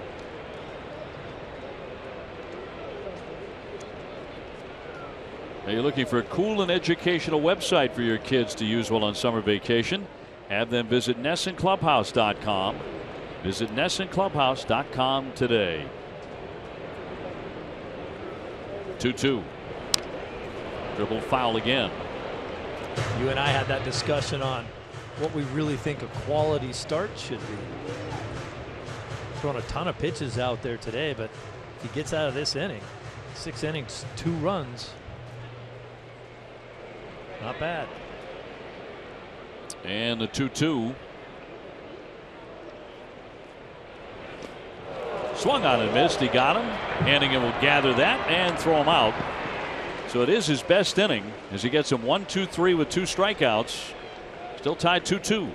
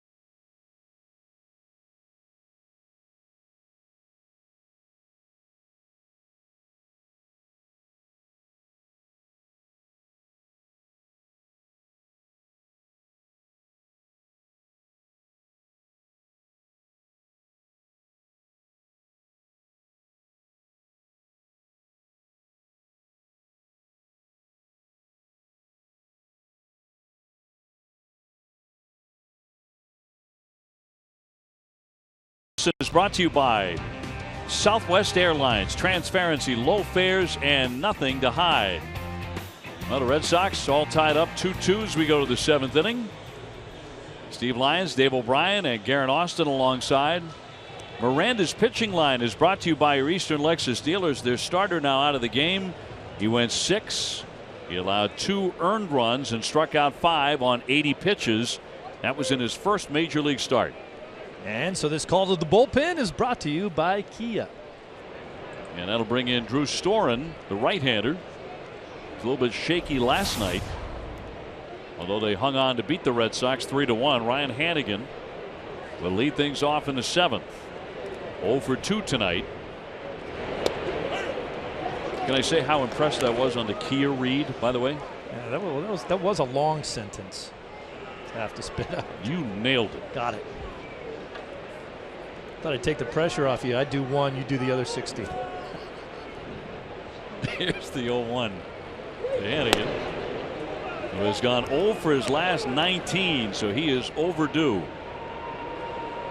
Bryce Brent's on deck. Bryce has a double tonight and has scored a run. It's actually going to be Brock Holt who will hit for Bryce Brent. And a breaking ball inside. So the Red Sox going to make a change there because they brought on a right-hand pitcher.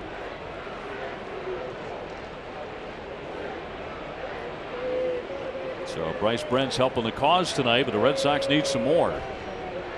Well, this might be the guy to do it against. Drew Storen has not had a good time in a Mariners uniform so far. Broken bat looper to the shortstop and caught by O'Malley for out number 1. Now between innings, John Farrell had a lengthy discussion with Drew Pomerantz, who's out of the ball game now. Not quite the same discussion we saw last night with Porcello. Porcello talked his way right back into that ball game.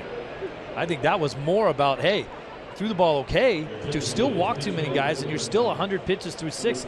You got to throw more strikes for us. And they are trying to manage his pitch limit, his innings limit. Here's Brock Holt. Brock taking a strike. His first at bat tonight, hitting .257 with 5 home runs. We're tied up 2-2 7th inning. Rick Porcello was credited with a complete game last night. He was once again very good. He did allow 3 home runs, but they were all solo homers. Again, credited with a complete game. And yet the Red Sox continued to be cold with the bats. And he wound up a 3-1 loser.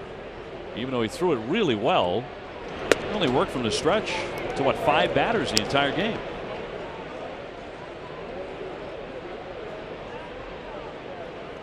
Red Sox have been getting good pitching here on the West Coast. Yes. They have not been getting offense. They're not getting any timely hitting.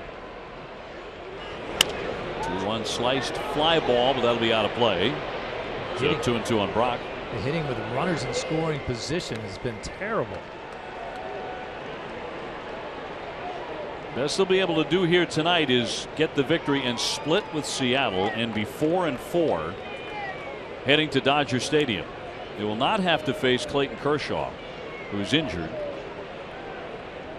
Recently moved to the 60-day DL. The 2-2 on the way from the right-hander Storen. We'll be facing Scott Kazmir, an old friend, the left-hander, on Friday night. Stephen Wright goes up against him. Stephen goes in 12-5. They'll face Bud Norris, who is 6-9 with a .426 ERA on Saturday. And Brandon McCarthy's supposed to pitch against David Price on Sunday. He's 2-2 with a .307. Check swing at a foul ball. David Price will get his 3rd start on this road trip and had the opportunity to win 3 times on this trip. He has not won yet. See Chris Young in the frame chatting up Hanley Ramirez. But the last time out here against Seattle, gave up the 4 runs, all of those in the 8th inning. He had a 4-0 lead. Oh, rocketed and almost got somebody. Almost got someone on the top step of the dugout and then ricocheted in and out of the dugout there. We're all laughing, so I guess everybody's okay. But you better be careful in there. Whoa! David Price ducking out of the way. He's got a long way to go at 6'5". 2-2 to Brock Holt. He spoils another one. When you look at Price's outings, he should have won his first one in Anaheim. Certainly deserved it. He was terrific. That was the throwaway game on the 2-run error in the 9th inning. And then the other night here in Seattle, he was untouchable until the 8th inning. And he certainly could have won that one because a lot of those runs scored after he came out of the ball game. But they scored. They were his. Ground ball pulled to Lee at first base. He'll take it for the second out and send up Mookie Betts. Tomorrow at 9:30, don't miss Red Sox Game Day Live, presented by DCU. Adam Pellerin and Jim Rice will preview Stephen Wright's start against the Dodgers. DCU, Digital Federal Credit Union. What can DCU save you?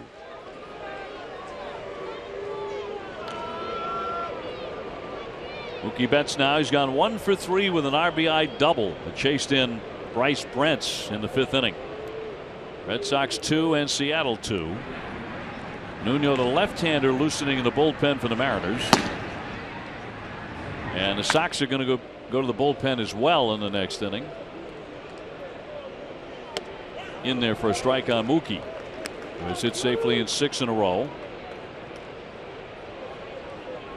Mookie Betts, the only major league player right now with 80 runs, 20 homers, and a .300 batting average. Okay. 1-1.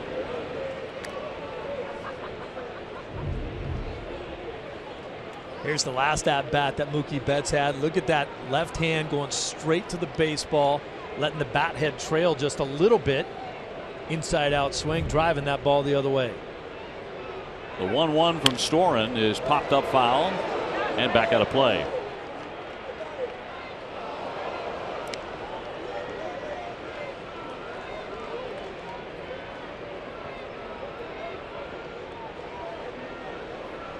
Red Sox went 15-10 in the month of July. They are 1-2 in August.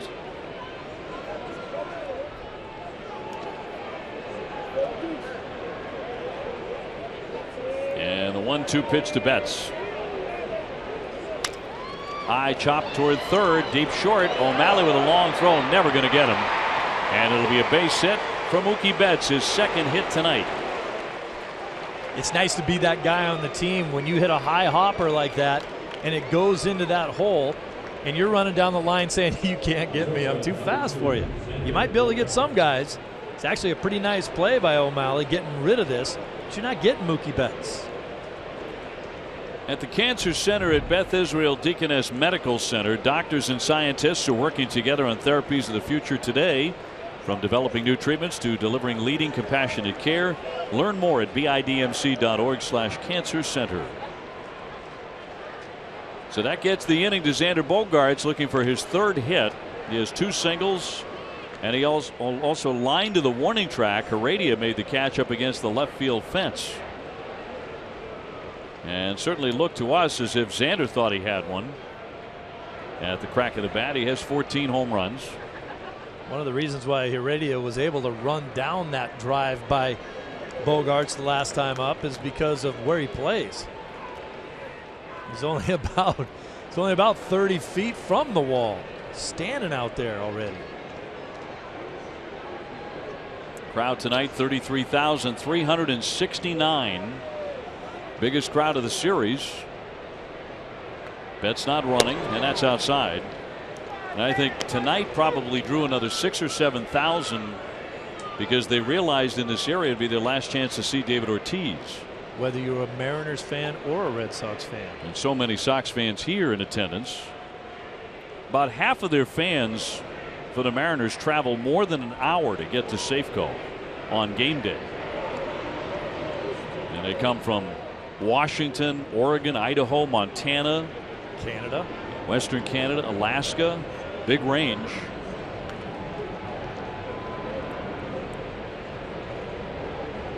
And so many coming to see Ortiz tonight. So far he's 1 for 3. He's on deck.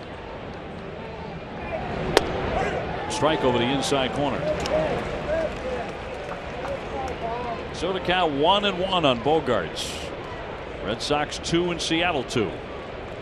Mookie's feeling good. Time for him to run.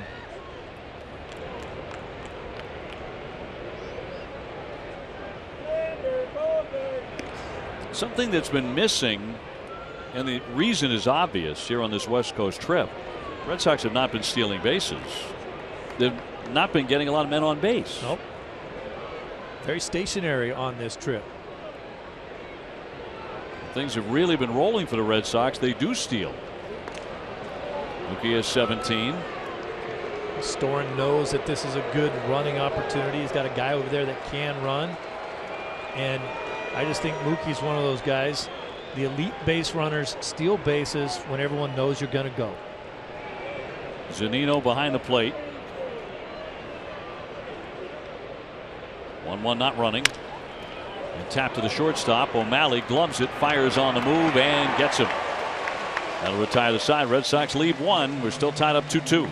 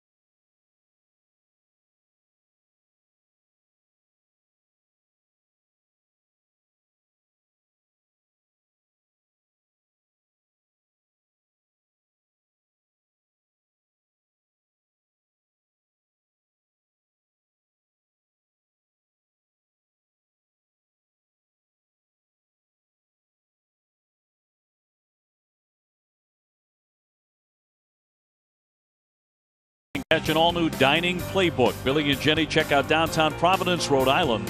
Plus, they throw out the first pitch at a Paw Sox game. Dining playbook on Nesson, driven by your New England Chevy dealers. Providence, good restaurant town. Robbie Ross Jr. will take over on the mound.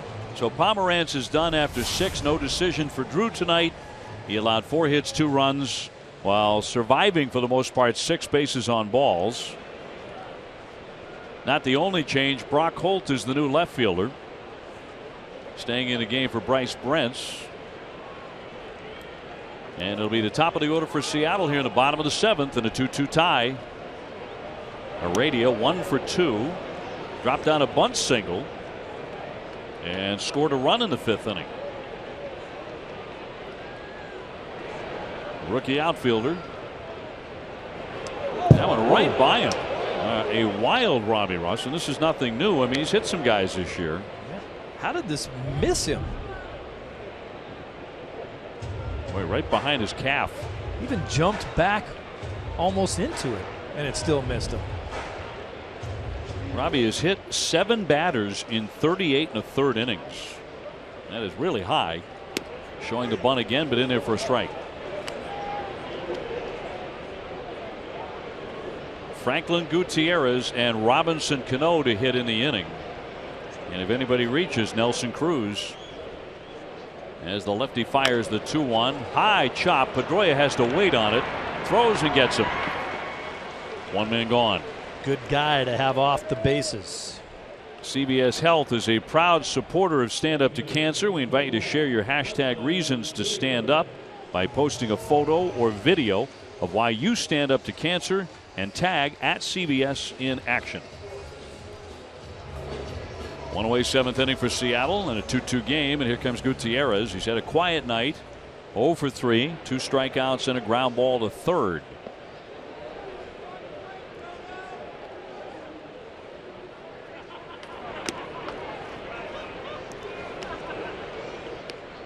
Texas beat Baltimore 5-3, so the Red Sox could pull back to 2 games behind in the AL East. Toronto started play 1 game off the pace, and they have already won. They beat Houston 4-1. That's gone final. Check swing fouled away. So right now Toronto is tied for first with the Orioles. Meanwhile, Brad Ziegler, the submariner, loosening in the bullpen.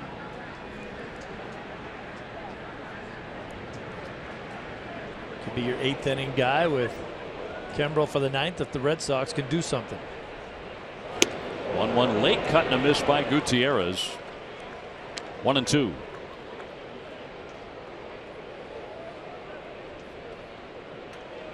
So Drew Pomeranz still looking for his first Red Sox win.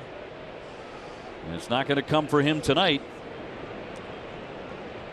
as this evening he made his 4th start for Boston. That just missed the corner. Paul Emmel not in a generous mood on that one, and the count 2-2.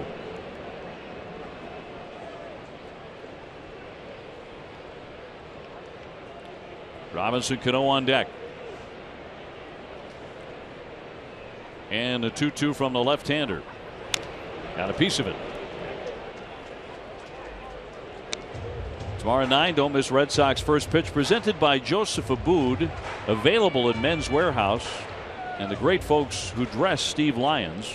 Adam Pellerin and Jim Rice will preview the Sox next series against the Dodgers. Oh, you're sporting some sweet looking Joseph Abood yourself. Indeed I am. Thanks for noticing. Never looked better. Thank you, sir. Check swing, but it's inside. So the count is full. Red Sox pitchers have been responsible for 6 walks tonight. Not one of them has touched home plate. Very unusual and lucky for that to happen. Robbie's 3-2, and he does walk him. So Gutierrez is on with 1 down in the 7th, and Cano next.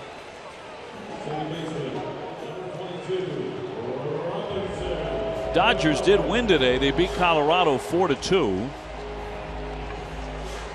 They started play just 2 games behind the San Francisco Giants. So this is a big series for the Dodgers coming up. Also, obviously, for the Red Sox.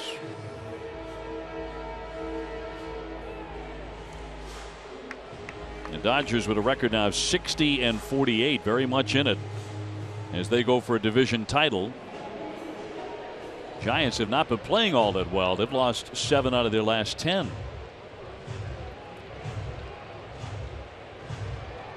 Robinson Cano 0 for 3 in this one.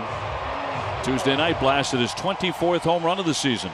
Yeah, look away if you don't like ugly losses. Boy, man, he waited so nice. Looked like he was looking for a breaking ball. He got it out over and just hammered it. It was against Abad, who is making his Red Sox debut. 1 man out and ball 1 on Cano. Came into play in this one hitting .391 with 2 home runs against the Red Sox this year. You see what he's done against Ross with Gutierrez aboard.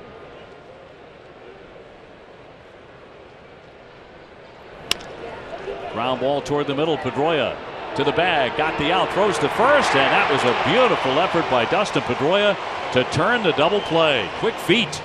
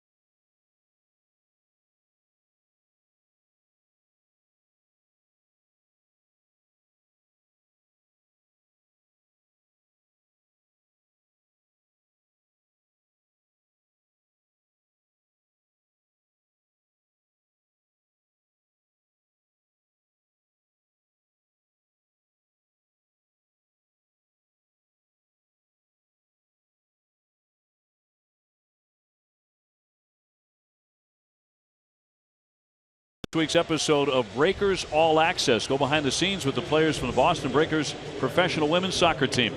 Tune in tomorrow night at 6:30 right here on NESN.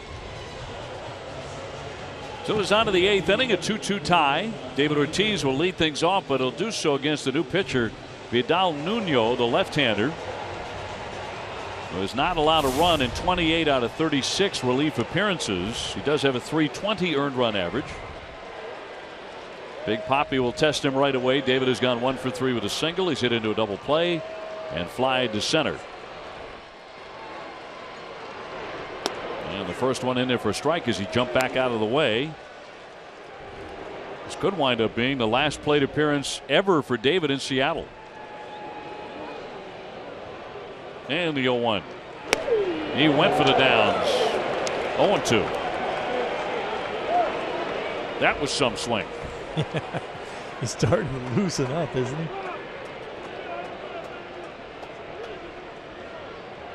The lefty's 2-strike pitch, a high pop foul. That's going to make it out of play. David sitting on 528 home runs. Blake Parker, right-hander, throwing in the pen for Seattle. They're trying to piece it together after their starter Miranda went the first 6. Here's the 0-2. Popped up. Right side of the diamond. O'Malley, the shortstop, called off by Cano, who'll make the play. And David Ortiz is 1 for 4 tonight. Fans of you on Instagram, do you follow NESN? Stay up to date with your favorite New England sports teams. Follow us on Instagram.com/NESN. Well, David getting a big hand as he walks to the dugout, maybe for the last time here in Seattle.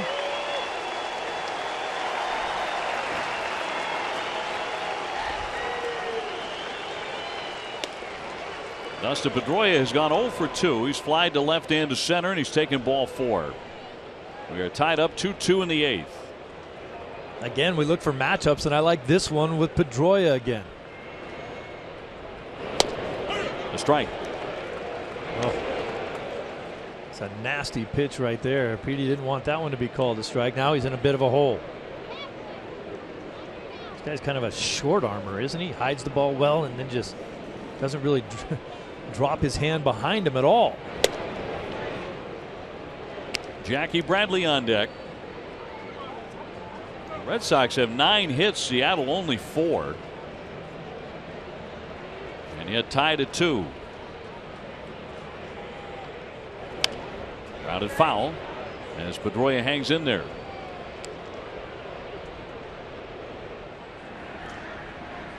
It's Tazawa now getting going in the Sox pen. Petey with only 4 hits on the road trip and 23 at bats. And a 1-2 coming. He is not alone. In fact, most of the Red Sox key hitters outside Mookie Betts have been slumping here on the West Coast. They really have. Mookie has 2 more hits tonight. Xander Bogaerts may be out of his skid with 2 hits. There's a line shot toward right center field. That'll drop down for a base hit. So Pedroia reaching. He's on with a single with 1 man out in front of Jackie Bradley.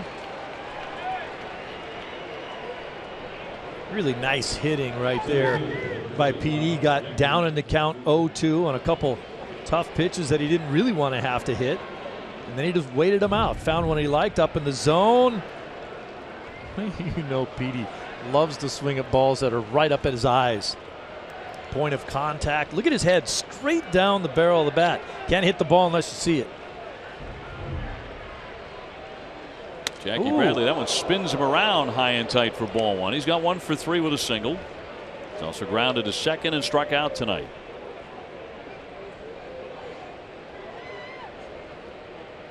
That's the kind where you're thinking, well, why don't I just turn into that one a little bit? Turn away, but as you turn away, you kind of turn that front shoulder in, let it glance off of you.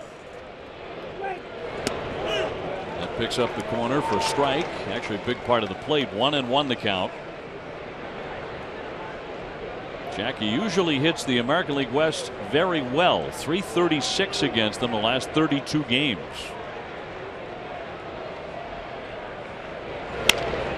Ground ball, first base, but foul. And Pedroia will have to come on back to first. The Sox are up to 10 hits. You would think more runs with those 10 hits. Wilhelmsen now in their bullpen. And a win with 10 hits. It's always kind of been my philosophy. You get 10 hits, you should be winning ball games, and they've done that quite often this year. They just haven't been able to string them together. Down goes Jackie Bradley, went chasing there, and a pitch out of the strike zone. He fans for the second time. Once again, just deceptive for those lefties. Nasty slider down and away. Not a lot on that, just 82 miles an hour. Had him out on his front foot. Jackie's just 5 for 30 on the road trip. Here comes Service, the manager. So he'll bring on a right-hand pitcher to take on Aaron Hill here in a moment. Wilhelmsen coming on. 2 down, a man at first, and we'll be back with more in just a moment in Seattle.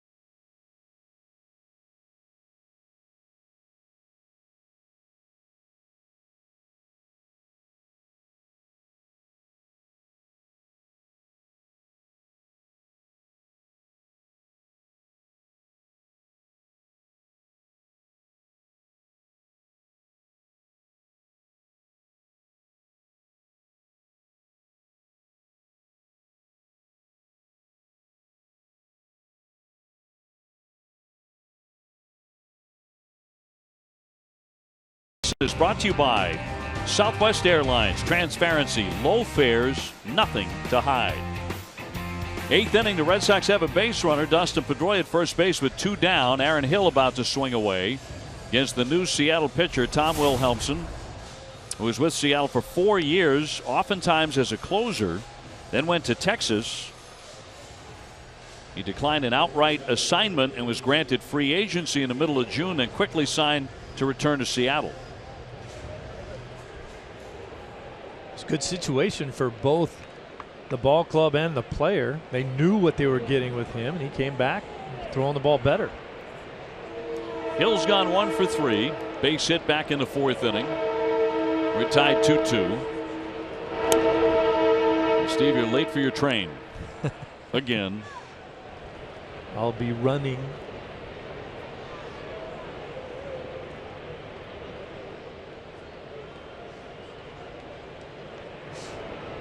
Here's the 1-0 pitch, not to be made, and diving back in Pedroia. Kind of a nice sight around the city with the Blue Angels flying around. Getting ready for the weekend, the Thunder on the Water with the hydroplane boats that they have out here on the lake. It's a big deal here, isn't it? It is. Big event. Air and water show. 1-0 foul tipped into the glove and held by Zunino. 1 ball, 1 strike.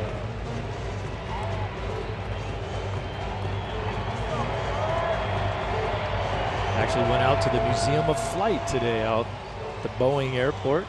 Checked out some of the old airplanes, some of the fighter planes, and the Blue Angels were hanging out there too. So got to watch a couple landings and takeoffs and some maneuvers. Pretty amazing stuff. Sounds like you had a great time today. I was in studying in my hotel room for tonight's broadcast. Here's the 1-1. 2 balls, 1 strike. You know I'm looking for you to carry us every night anyway. Just glad you can get out and have a good time, have some popcorn, enjoy yourself in the sunshine. The 2-1. Now hitters count for Hill. Travis Shaw's on deck. He's already blasted a home run tonight. Red Sox trying to untie it here. You talked about one of the features of Hill's game is his power. Good time to show it off. See if he gets something to drive from the big righty. He does not. Inside ball 4. So with 2 down, the Red Sox have runners at first and second. Travis Shaw about to climb in. A home run in the second inning. He is 1 for 3 tonight. Back to the home run cut.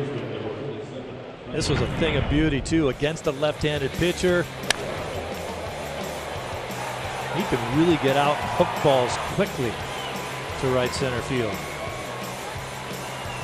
Well, right now the Red Sox not looking necessarily for a big fly, just a base hit, which could bring in Pedroia and put the Sox in front here in the 8th inning. He'll look at strike 1. We know how he loves to swing at a first pitch, but has not done much of that tonight, and that wasn't a good pitch to hack at. So spit on that and try to find something you like a little bit better. Yeah, may not have actually been a strike. The 0-1. Breaking ball pop foul on a play, and it's quickly 0-2 on Travis. If he can come through here, it'll certainly be one of his biggest hits all season. We're getting to the point in the season where when you have a big hit late in the game, they are the biggest hit of that season at the time.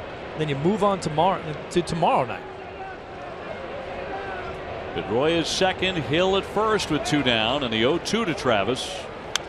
Got a piece to hang in there on a 97-mile-an-hour fastball. You had talked earlier about the biggest home run of the season was the Petey home run that put the Red Sox in front of the Angels in that series.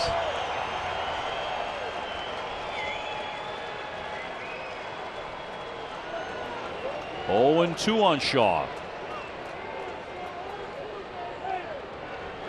He bounced it up there, stopped by Zunino, and the runners retreat to first and second. 1 and 2. Big responsibility for Ruben Amaro to be the eyes and ears for Aaron Hill. He's getting an enormous lead at first base. You're vulnerable to a throw down there. Amaro's got to let him know what Lee is doing.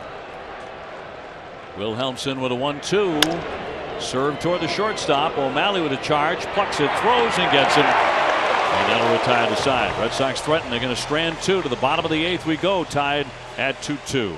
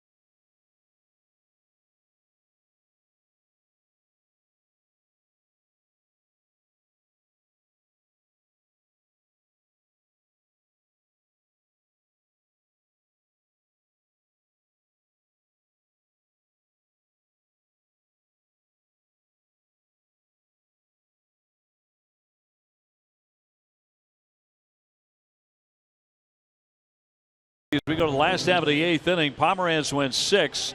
No decision for him. He did walk 6 men. Miranda went 6. He allowed 2 earned runs, so both starters out of the picture. And the Red Sox will go to the bullpen again now and bring on Tazawa. And about to face a very dangerous hitter in Nelson Cruz. Tazawa 2-1, a 3.22 ERA in 39 appearances, 36 1/3, and he has surrendered 5 home runs. Has to be very, very careful with Cruz and then Lee and then Seager in the bottom of the 8th in a 2-2 tie. Red Sox fans really hoping that Tazawa's split finger is working well tonight. We've seen him use a lot more sliders this season than ever before. Cruz tonight has grounded back to the pitcher and also walked twice. Last one was an intentional walk so they could get to Dae-Ho Lee with a man in scoring position, but Lee dropped a single into right center to tie the game. So that spoiled that strategy. Starts him off with a breaking ball for strike 1.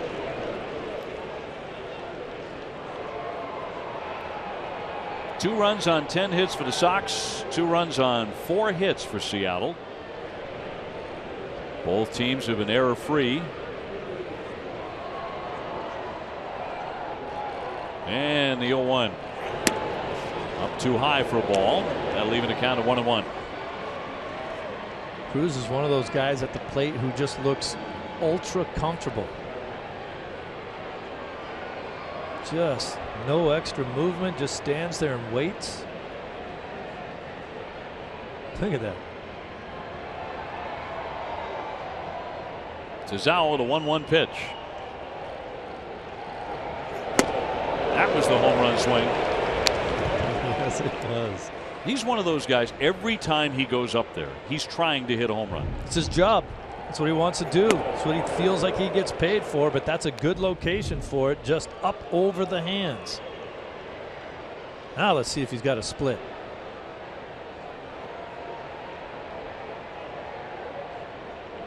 The 1-2 to Nelson Cruz. He blows him away with a fastball instead. He stayed up high, and he gets him for the first out here in the bottom of the 8th. Identical pitches, climbing the ladder on Cruz. Nice. It's dangerous but very effective if you throw the ball where you're supposed to. It's only 92, but in the right spot. Here's Dae-Ho Lee, who has lined to second, walked, and singled in the tying run. He has been in a long slump. Had reached 3 for 36 before the base hit.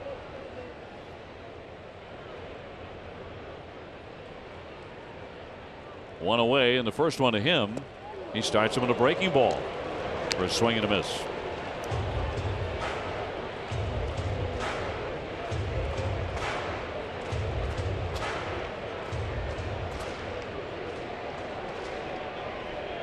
Rather surprising that Scott Servais did not bring up another first baseman here to hit for Dae-Ho Lee in Adam Lind. He is 3 for 6 with a couple of home runs against Tazawa. 0-2. Makes you think that he might be thinking about saving him for the 9th when the back half of their order comes up. The other thing I wonder is, will John Farrell hit for Ryan Hanigan? He was 0 for his last 20 and due to lead off the 9th inning. Though you'd go to your second catcher if you did that. That is outside, couldn't get him to chase fastball. And Farrell does not like doing that. We've seen that time and time again here this season. He doesn't want to feel exposed with just one catcher in case that guy gets hurt. Who do you throw back there? Almost never happens. The 1-2 on the way to Dae-Ho Lee. And the splitter downstairs to make it 2-2.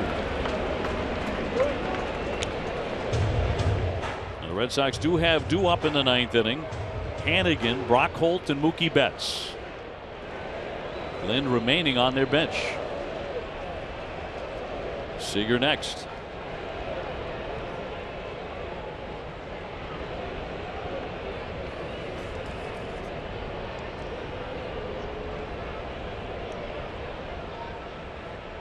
Tazawa looking for the K here. Here comes the 2-2 to Dae-Ho Lee. And a breaking ball did not get a called strike there, and the count moves to 3-2. I think Tazawa thought he had one.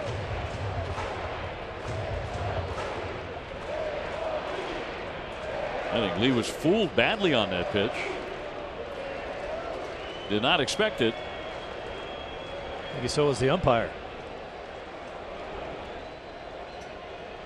Lee with 13 home runs. Here comes the 3-2. Cut on and missed. He struck him out. Back-to-back Ks for Tazawa. And a gutsy pitch by Tazawa. The splitter right there. Let's see the pitch sequence to Lee. Started him off with that first pitch breaking ball, and it was a good one. He's done that to both hitters. Then he gets another swing and another breaking ball. Tries to go upstairs, but he missed with the fastball. Down low with a split finger. Then the breaking ball. He thought it backed up enough, but it didn't, and then that's nasty. Throw that splitter again, let him swing over the top of it. Gets a great strikeout on a 3-2 pitch. 2 away here in the 8th inning. We're tied up 2-2. Here's Seager, a walk, a fly to center, and a ground ball back to the pitcher. Red Sox put on a big-time shift on this guy, and that's in there for strike 1. Bogart's left all by himself on the left side. Hill is closest to second base. Pedroia is the man in the shotgun at short right.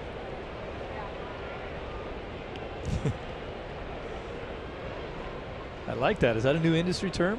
He's in the shotgun. I like it. It's mine anyway. Here comes the 0-1 pitch to Seager. He bounced it up there. Good couple of feet in front of the plate. I think that's going to catch on. The shotgun position, basically like a quarterback. That's exactly what it looks like, right? Dustin Pedroia in the shotgun. I like it. Awaiting the snap.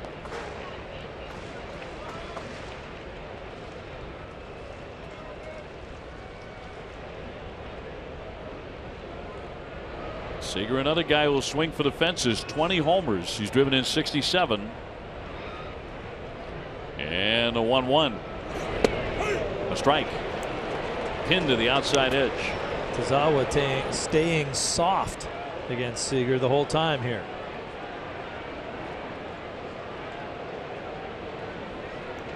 He can afford to bounce one or two.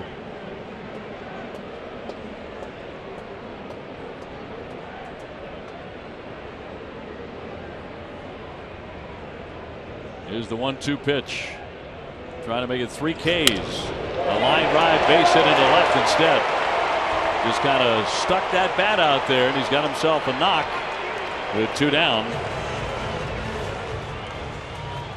Seager did not hit it hard, but he'll take the single. It's an unpredictable pitch, tough to control. He wanted this one to bounce in the dirt and try to get him to chase it. It stays up, and Seager just flips at it, dumps it into left field. Good piece of hitting. So he's on with 2 down, and Zunino next. There's been a home run problem for the Red Sox in this inning. In this game tonight, he has gone 0 for 2, but in the series, he's been a home run problem with 2.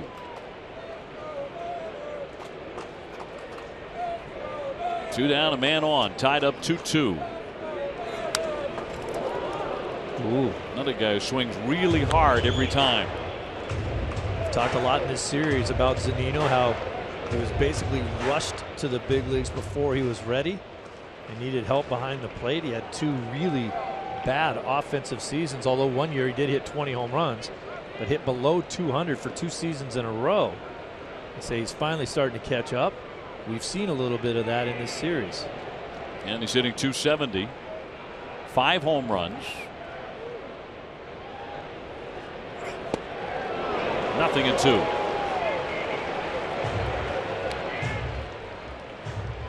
I don't think Tazawa actually liked this pitch. I still think he wanted this down a little bit more. He feels like that's kind of a hanger out over the middle of the plate, but he had enough off of it to get Zunino to swing through it. I think he's kind of right. He doesn't want to throw that one again. Get it in the dirt if you're going to throw that one. Searching for his 3rd strikeout in the 8th inning. Zunino strikes out a lot, but that one too high. 1 ball and 2 strikes.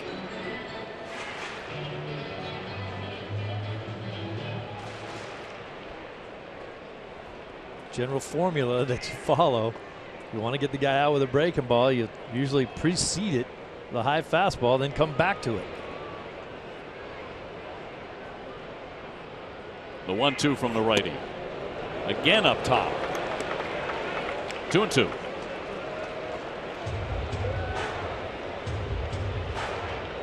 We'll see if it's splitter time here to try and retire Zunino and get this game to the 9th inning, still at 2-2.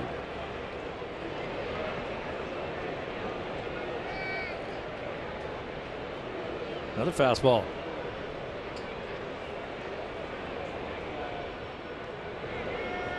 Two on the way.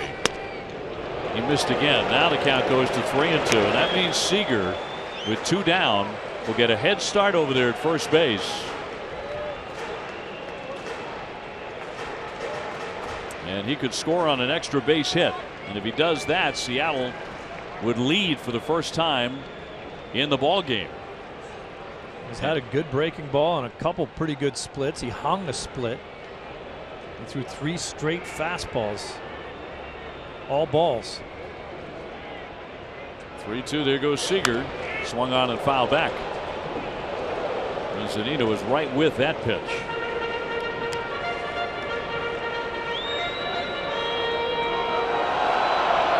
We are locked up 2 apiece here in the last half of the 8th inning in Seattle. Red Sox won game 1, lost the next 2.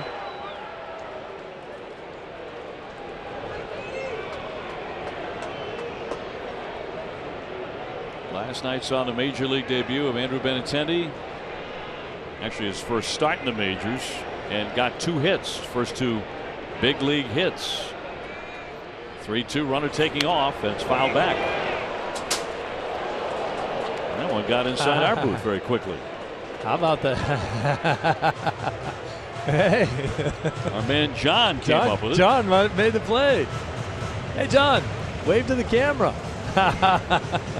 He made the play. You see how that ball hooked over to John? It was originally coming right at you, and it really took a right-hand turn on us. I think you're happy about that. Very much. So is John. The 3-2 pitch again. Runner taken off, and it's hooked wickedly into the stands. Zunino's had some swings here.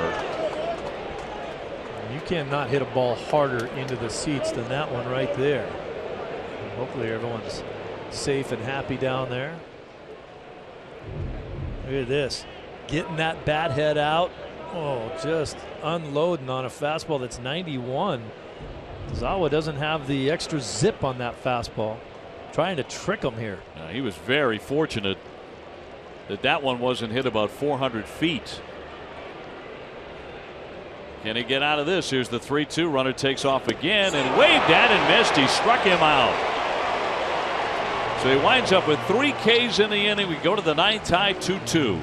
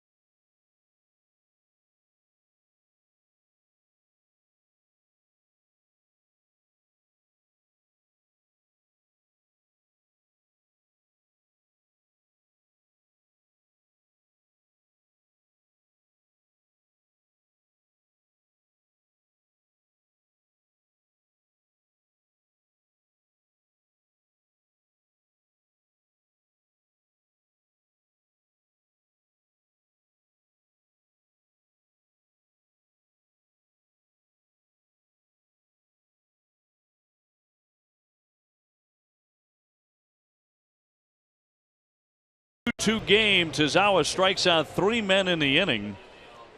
Winds up fanning the last man Zunino on the splitter.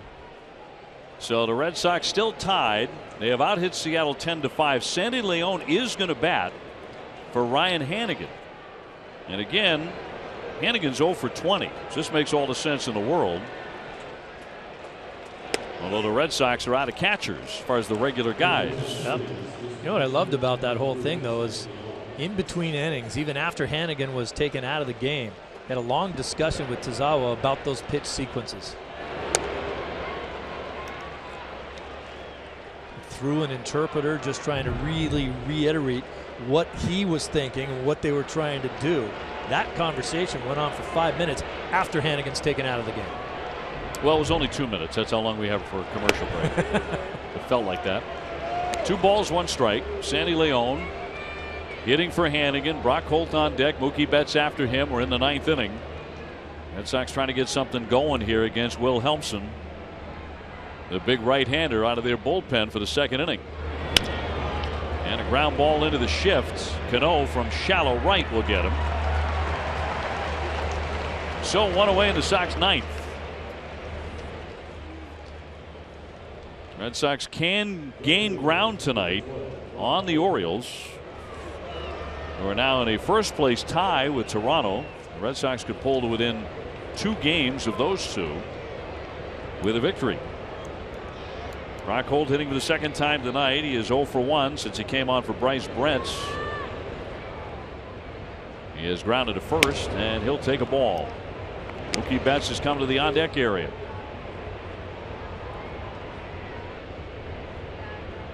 So this one into the hands of the bullpens. Game 4 in Seattle. The 1-0 pitch. That's a ball. 94-mile-an-hour fastball that missed at Paul Emmel. Abad is up along with Kimbrel. Martin, the lefty, scheduled to lead off the next inning. We'll see if that happens. In for a called strike, 2-1. Kimbrel definitely, if the Red Sox find a way to get a lead.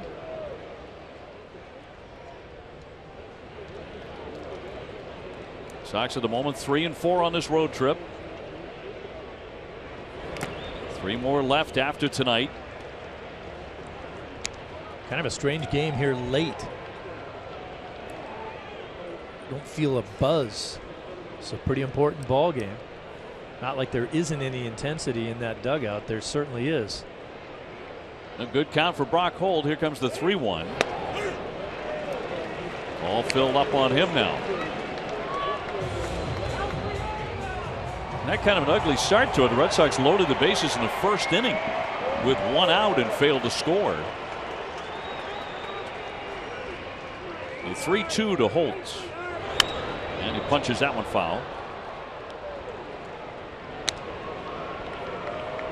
Seattle also had a bases loaded situation in the 4th inning on 3 walks by Pomerantz, but he got out of that with a ground ball out. But both sides have had opportunities. Here's the payoff pitch, and he walks him. So the Sox have a base runner. 1 man out in the 9th. Can also point back to that 5th inning too, when Travis Shaw hit a bullet right at Lee with Bradley on first base. The double play that could have really changed the way that inning looked had that gotten through. Well, Monday night, 9th inning, Mookie Betts came up and smacked the go-ahead solo home run. And the Red Sox 1 win in the series so far. Here he is in the 9th inning again. 22 home runs. He drove in his 71st run with a double in the 5th inning. He is 2 for 4. Mookie has been the one constant offensively on this road trip. Sit safely in 6 in a row.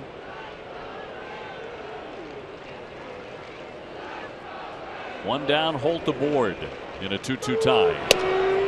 And that'll be a ball. 96, but off the edge. Mookie's hitting over 400 this season against Seattle. Only player in the big leagues with 80+ runs, 20+ homers and a .300 batting average. Getting it done in every aspect. Here's the 1-0. Cross for a called strike at 85. Back to that home run cut on Monday. We know he loves that pitch. Middle in. See him pull his hands through the hitting zone. That speeds up the bat head. And he hammers pitches. Red Sox would come from behind to win. Here comes the 1-1, not to be made, and back in on the dive, Brock Holt. Seattle thinks the Sox are up to something here. Good speed at first base, good speed in the batter's box. Big hole on the right side.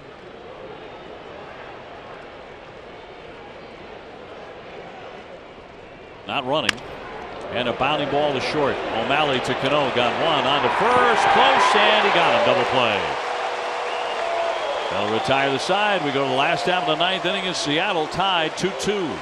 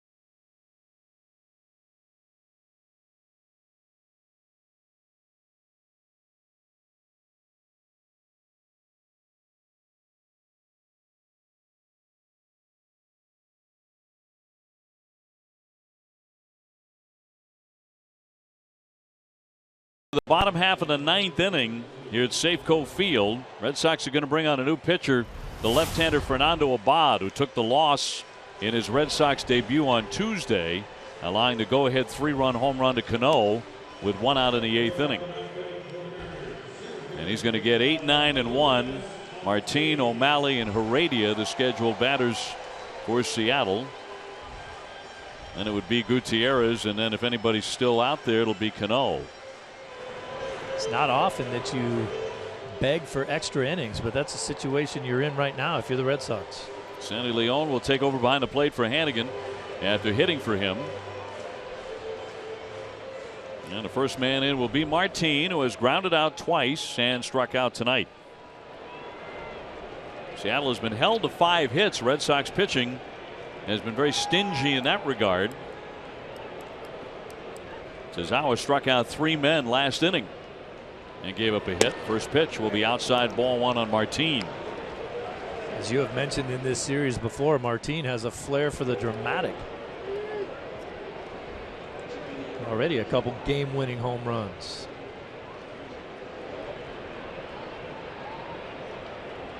And Abad with the 1-0. And out of the mitt of Leon for ball 2.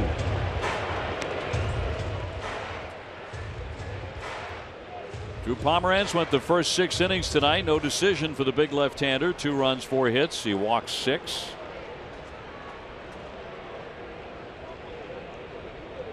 Robbie Ross, Junichi Tazawa, and now Fernando Abad have followed him. Here comes the 2-0. Cross for a strike.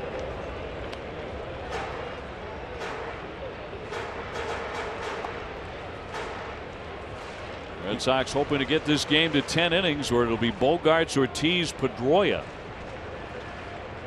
The 2-1. Foul tipped. 2-2. Bod got burned on a breaking ball the other night when he threw it to Cano and he hit it into the right field seats for the 3-run homer. He's making sure against the lefty here, Martin, that he keeps the ball away.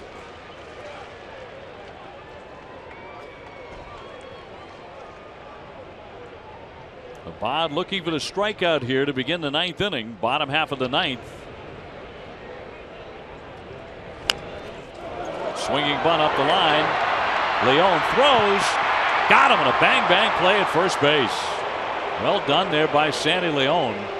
Makes that play all the time. He's quick out of the box there. Had to run a long way to pick it up. I don't think he had a good handle on this ball when he threw it. Sometimes you just have to let it go no matter what. And grabbed that thing with about all 5 fingers and threw it that way. That's textbook. You don't have a chance to spin that ball around in your fingers and get 2 fingers on it, get it cross seam. You better pick it up and throw it. Martin retired. Very close play, and that'll send up Sean O'Malley. He's already bunted for a hit and hit a home run. So a tough guy to defense. And he'll take ball 1. Tied up 2-2 in the 9th.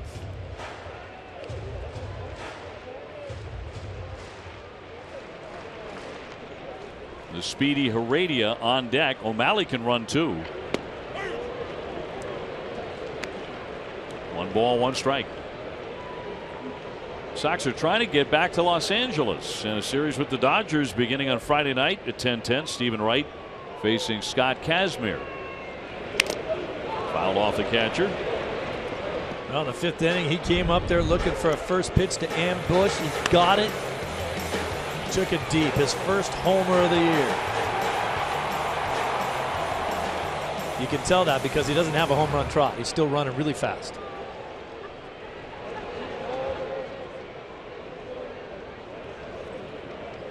Bod with a 1-2 and poke foul.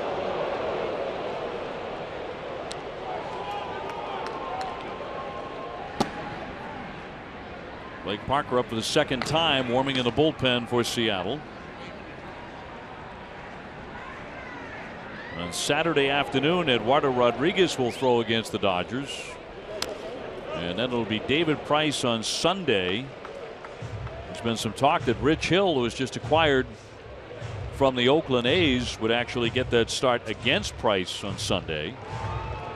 That has not been announced. Right now they've got Brandon McCarthy lined up to pitch as Barnes gets loosened up. 1-2 and a liner toward right center field coming on Jackie Bradley, but it drops in for a base hit. That's the 3rd hit of the game for Sean O'Malley. That was a changeup, but it was up in the zone, and O'Malley, you could see him adjust his swing halfway through the swing. See if you can see it on the replay. Watch him take his stride and then, oh, let me just stop for a second. Wait for the ball to get to me at 63 miles an hour and then dump it into right center field. Reason why that pitch wasn't effective is because it was up. Sends up Heredia. He's a threat to bunt even with 1 man out. He did bunt for a hit in the 5th inning. Swinging away, and he pops it up. Here comes Shaw. He calls everybody off, and he'll make the catch. 2 down. So Heredia a quick out right in front of Franklin Gutierrez, who's gone 0 for 3 in this one with 2 strikeouts and a tapper to 3rd. Runner on at first base. Sox trying to push this game to extra innings tonight in Seattle. It's one way the game has changed a little bit, OB, as you look at Heredia coming up. He's the leadoff guy in that situation. I don't know if I really want him swinging at the first pitch. Gutierrez 10 home runs on the year. 3 of them have come against the Red Sox.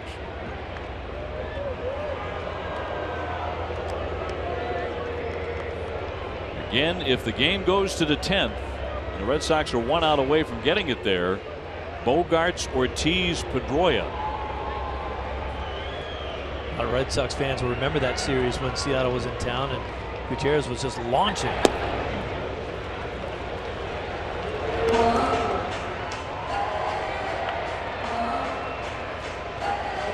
And we thank you so much for staying up very, very late tonight. Baseball from the West Coast. Red Sox out west for 11 games.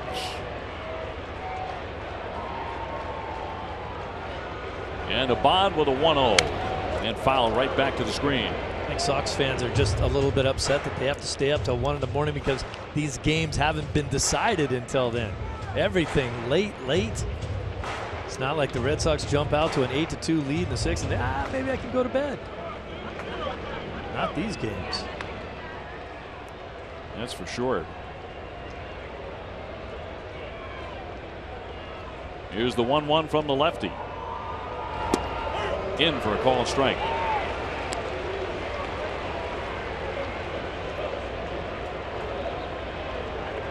Outfielders playing much deeper here. Brock Holt way back in left field.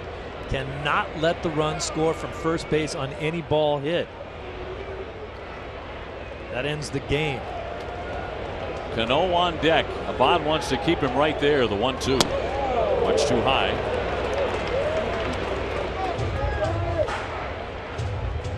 It is, however, another night on this West Coast swing where John Farrell's team has had difficulty scoring runs.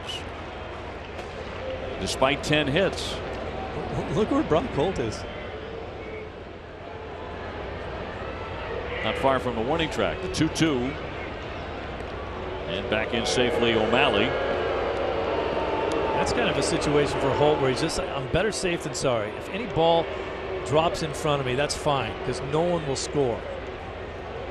Anything gets past me in the outfield and somehow someone scores, I'm in trouble. It's a mistake and the game's over. Abad fetching a sign here from Sandy Leon, who sets up inside and the throw to first.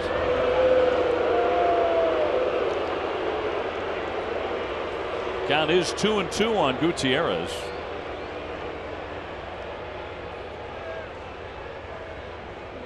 Abad with a nightmarish Red Sox debut.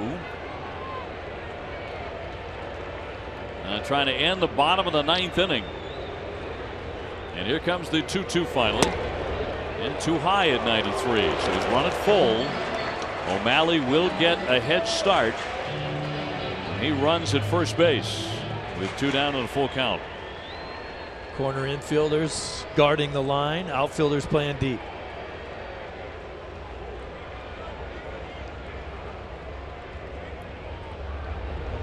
And here comes the payoff pitch from Fernando Abad. And it's fouled back. Wow. That's a 3-2 breaking ball, and Gutierrez was all over that.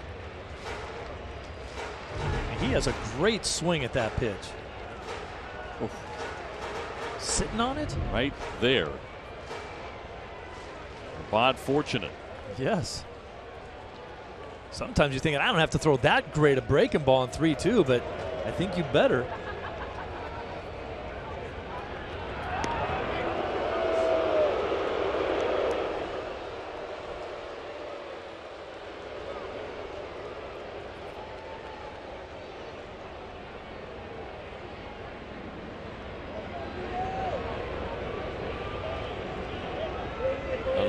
Look in by the lefty. Here it comes, and he walked him. He just really looks like he's rushing when he's throwing his fastball, falling hard off the mound to the right-hand side. His arm isn't catching up with himself, and everything's just tailing up and away. So now he has made sure he has to face Cano again. A single and a walk. And here comes John Farrell.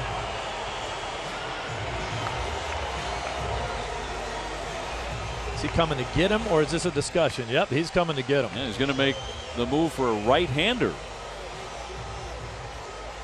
And it's going to be Craig Kimbrell. So Abad runs into more difficulty. The single by O'Malley, the walk to Gutierrez, and that forces John Farrell to bring his closer in to take on Cano. And we'll be back with more in just a moment.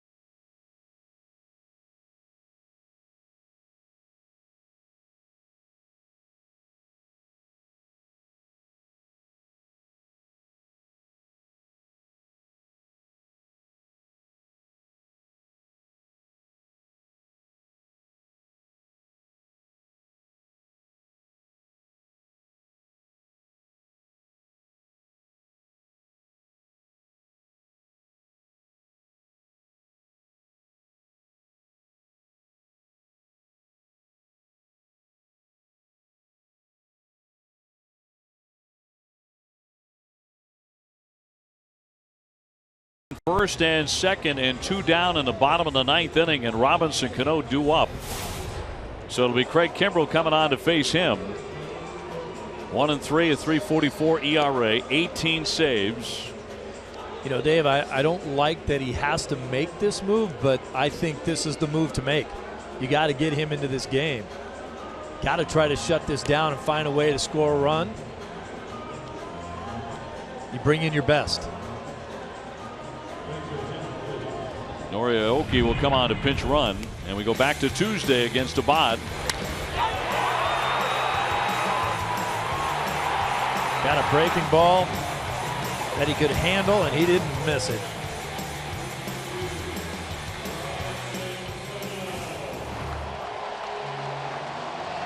So runners on at first and second, and we mentioned Aoki now running at first base with O'Malley at second.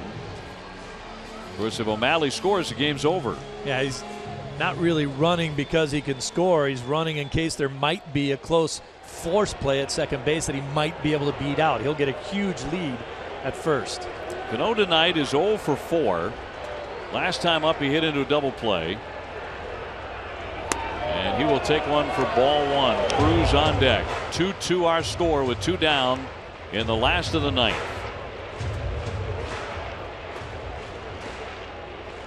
Just one at bat for Cano against Kimbrell, and he struck out. We know that Kimbrell at times can have trouble finding the plate. Just back from his knee surgery.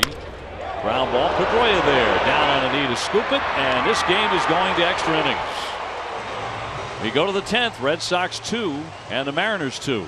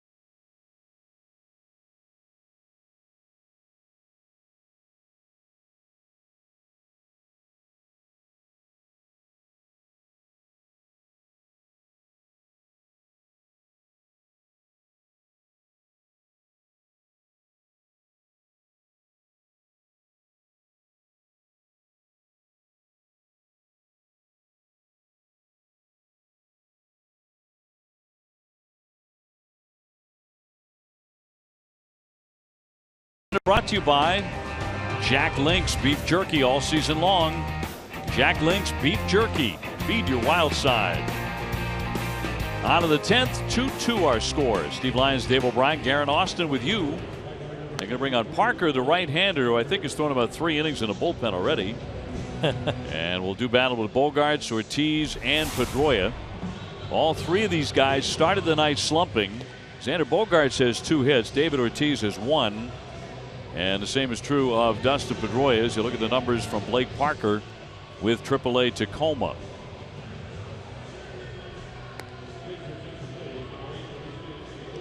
Bogaerts with base hits in the first and second. Heredia moving over to right field. And Aoki is the new left fielder for Seattle. Parker being called on for late game work. Steve Cishek, the guy who was the closer, who kind of gave it up to the Red Sox in a game earlier in this series, has been placed on the DL with a hip labrum tear. That doesn't sound good. So Bogaerts 2 for 4 will lead off the 10th inning. And the big breaking ball sweeps in there for strike one. Xander up to 322. And been having a very chilly road trip until tonight.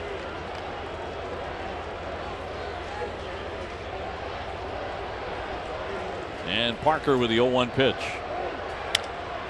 Fly ball right field, on the move for Radia. Closing on that. He'll get there in time for the out. One out in the 10th. David Ortiz next. He is 1 for 4. Making him 4 for 26 on the road trip.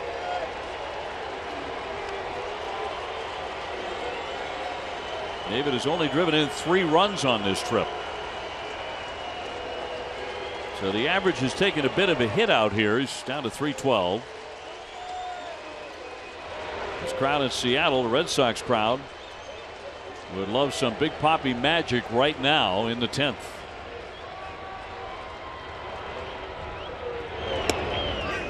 Same breaking ball in there for strike one.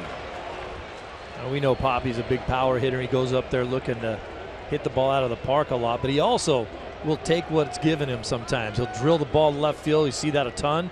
He's looking to go deep here. 1 strike pitch. Fastball, and that missed.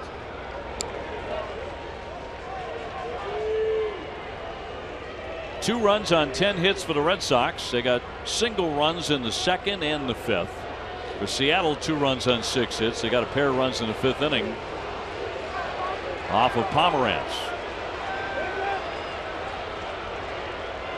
The 1-1. Checked his swing. Did he offer? He did. Wow.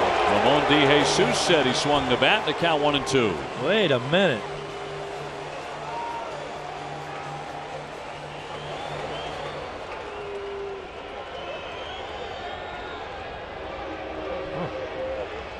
I didn't think he swung, did you? Jeez. 1 man out, and the 1-2 to Ortiz. And a breaking ball in the dirt. Back to that previous check swing.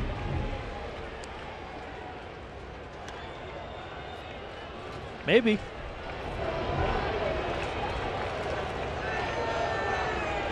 Close enough to get called a strike, I guess.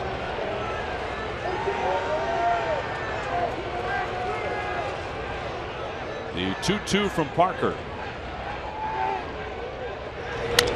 Ground ball behind the bag. Down for it, Lee. To the pitcher for the out. 2 up, 2 down in the 10th. David now 1 for 5.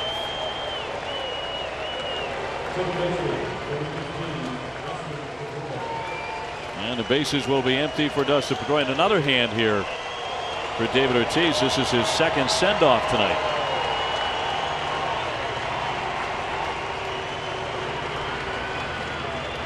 This is the opportunity for fans this far west to salute him. Red Sox fans, and plenty in the house tonight. Pedroia 1 for 3 with a single and a walk tonight, batting out of the 4 spot.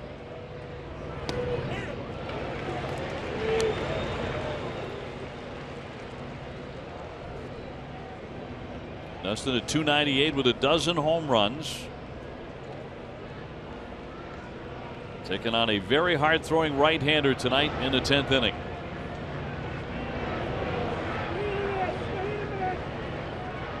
Here comes the 0-1. And he missed with that one, but barely, according to home plate ump Paul Emmel. 94 miles an hour. Good fastball, good overhand breaking ball. This guy makes me nervous the way he stretches, though. He can't sit still.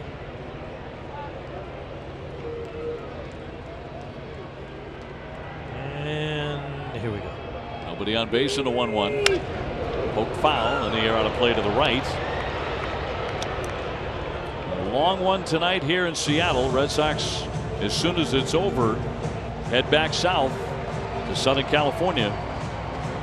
And 3 with the Dodgers beginning on Friday night. Really important to get out of here with a win. Jackie Bradley would be next in the 10th. And a 1-2 coming. And a base hit up the middle. Pedroia now 2 for 4. And gives the Red Sox a chance to take the lead here in the 10th inning. Jackie Bradley on the night is 1 for 4 with a base hit. Jackie may have a chance to be a little more comfortable in the box here facing the right-hander.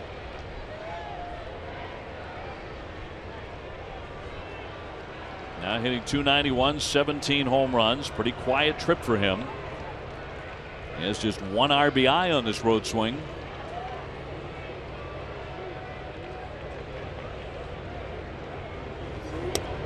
He'll take ball 1. Little confusion with the Mariners. A very late shift with O'Malley moving to the opposite side of the second base bag. Took him a while to get over there. Was literally running to that position right before the ball was being pitched. Parker with a 1-0 pitch. Pedroia not running. That's around the plate for ball 2.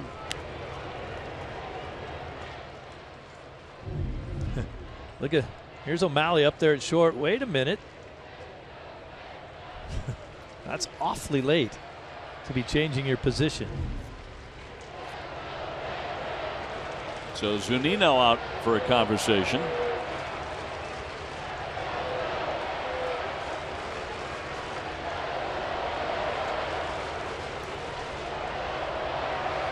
I think they're probably saying, look, you're behind in the count here. Probably got to go fastball, but throw it away. Keep it away from him. Jackie's a pull hitter. Parker home with a 2-0 pitch. Came back with a fastball right through there. I love it when Dustin Pedroia gets right behind big Dae-Ho Lee at first base. Can't see him. Pretty much disappears. It's an eclipse. Lee's 6'4", about 255. Here comes the 2-1. Home run cut by Jackie Bradley and right through it to make it 2-2.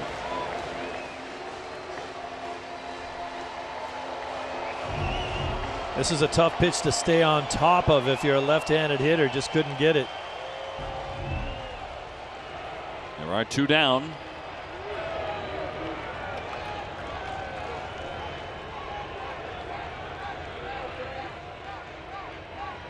Two. He loops that one foul out of play to hang in there.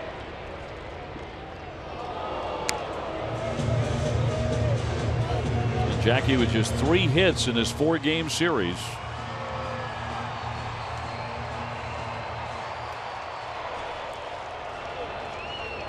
Stayed on that breaking ball pretty good. Some good weapons from Parker now. Fastball and the breaking ball he can work with. Here's the 2-2 again. And spoiled again on a 93-mile-an-hour Swiftie.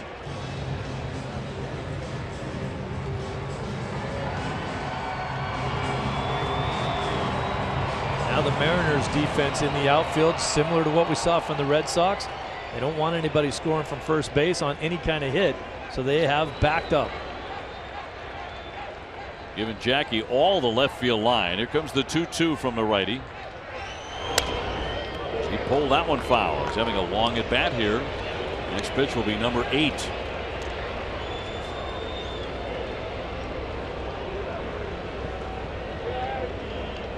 If he slices one down the left field line into the corner, Pedroia could crawl home for first base.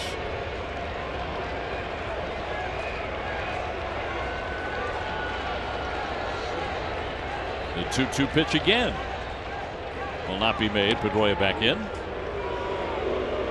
Dae-Ho Lee will be hugging that first base line. In fact, he probably won't even move from the spot he's in. We've kind of seen him do a lot of that already, not moving from the spot he's in.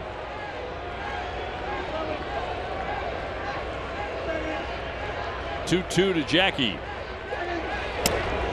And that missed, but barely, to make it 3-2.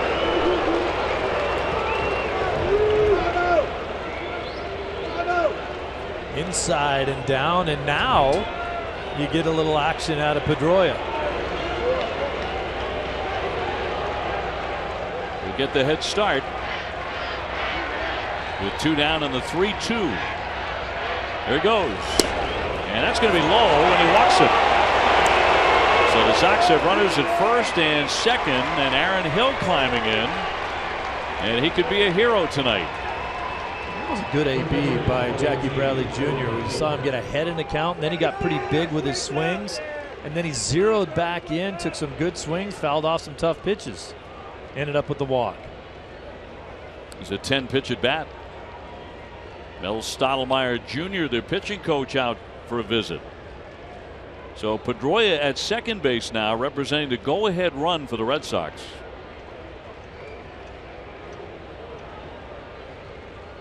With Jackie Bradley, a well-earned walk at first base. Hill in the game is 1 for 3, a base hit in the 4th inning. He's also walked.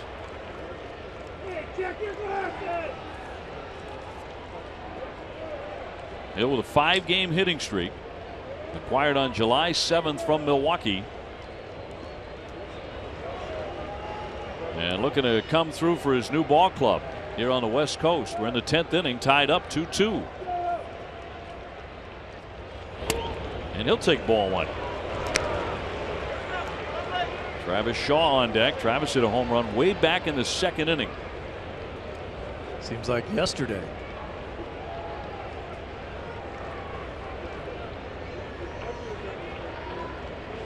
Two on, 2 out.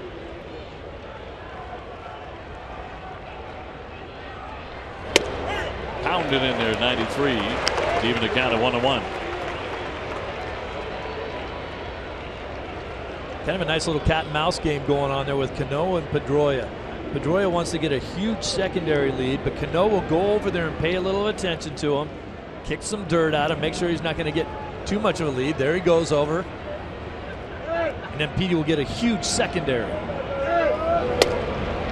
Outside with a soft one at 78.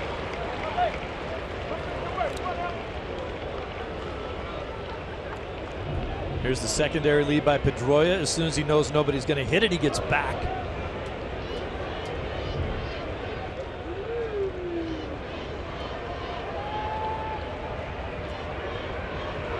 The 2-1 pitch to Aaron Hill. Just missed to make it 3-1. That was a tough take. But he stayed off it, and now he has a hitter's count. Pedroia leading at second base. Bradley at first.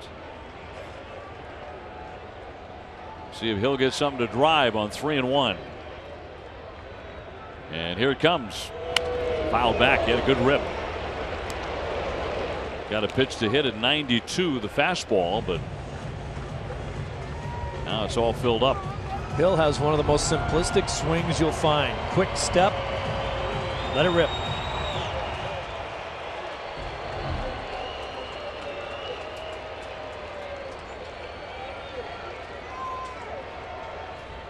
Three and two down. Runners will be off to the races on this pitch. 3-2 again. Swing, ground ball to third. Seager slings it across to get him. And the Red Sox waste an opportunity. We remain tied 2-2 in the 10th.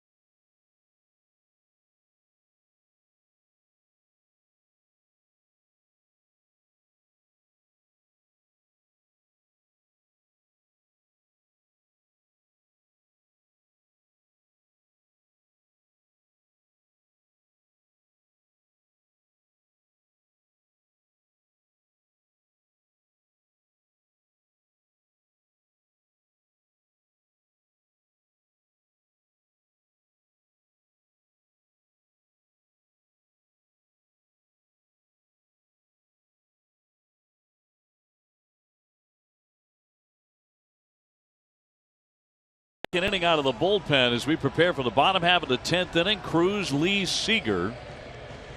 So that's going to be 4, 5, and 6 for Seattle. Each team has had opportunities. Both teams have stranded 10 base runners tonight. And you go back to the first inning, the Red Sox had a golden chance to break it open.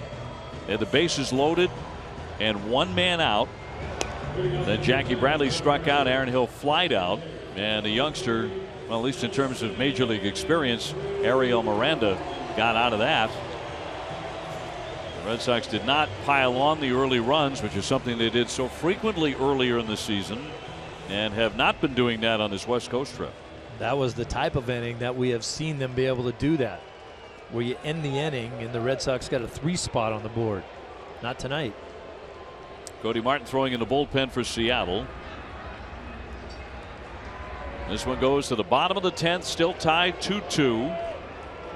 Cruz the batter. He is 0 for 2 with 2 walks, one of those intentional. That one got his attention. 97 up and in.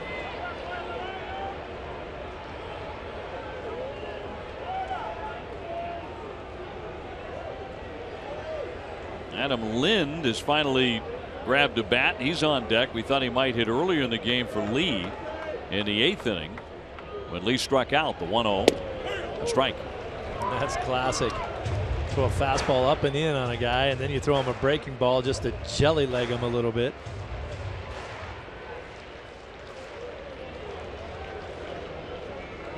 Cruz with 27 home runs. He's driven in 69. Been a pretty quiet night so far for the slugger. Here's the 1-1.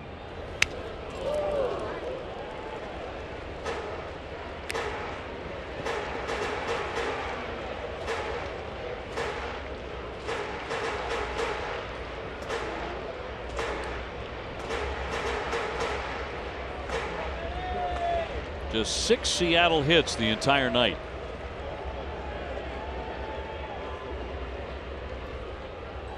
And the 1-2 for Kimbrel. He got him. He blew him away at 98 to strike out Cruz. That is classic Kimbrel. You can see Cruz on the last 2 pitches really simplifying his swing, just trying to get the bat on the ball. You try to get too big against a guy that throws hard, you just slow yourself down. It didn't work for him anyway. Brings up Adam Lind, batting for the first time tonight, 228, but 16 home runs, so you have to be very careful with him.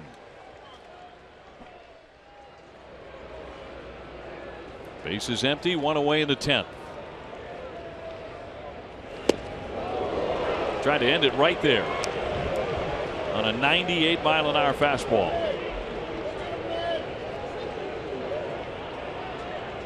He's been a very streaky hitter. He's 9 for his last 57. So in a cold streak at the moment. 1 ball, 1 strike. He does have 2 3-run walk-off home runs this season. It's what his job is too. When he's not starting, he knows his opportunity is going to be a pinch hit opportunity late in the game to try to change the game. He has 5 career walk-off home runs. Got fooled on that one on the breaking ball in the dirt, and that makes it 1-2. He homered last night against Rick Porcello.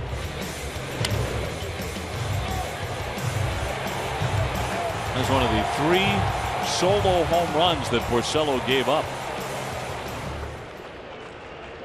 It's a tough loss. 3-1.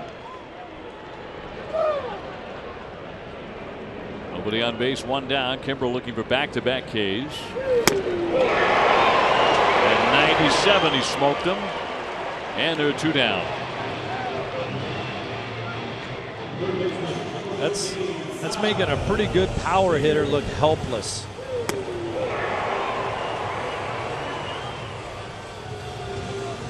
And we'll send up Kyle Seager, who has gone 1 for 3 tonight with a walk and a single. Red Sox and the Mariners locked up 2-2 in the bottom of the 10th.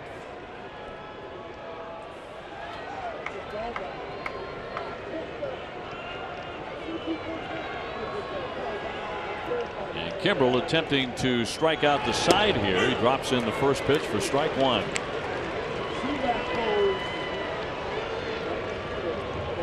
See Seager 0 for 3, 2 Ks against the Red Sox closer. Recently back from the arthroscopic knee surgery. He was only out of action for 3 weeks. There's a quick recovery. Here comes the 0-1. That's a meager swing by Seager.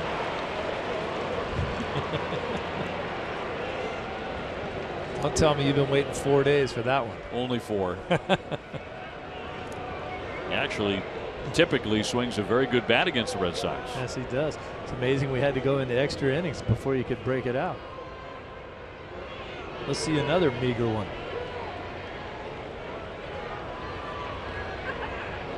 Oh, 2.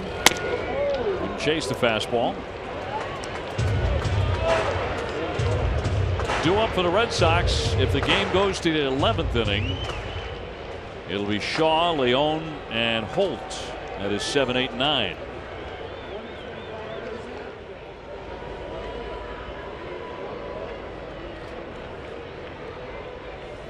And a 1-2 from Kimbrel. He got it.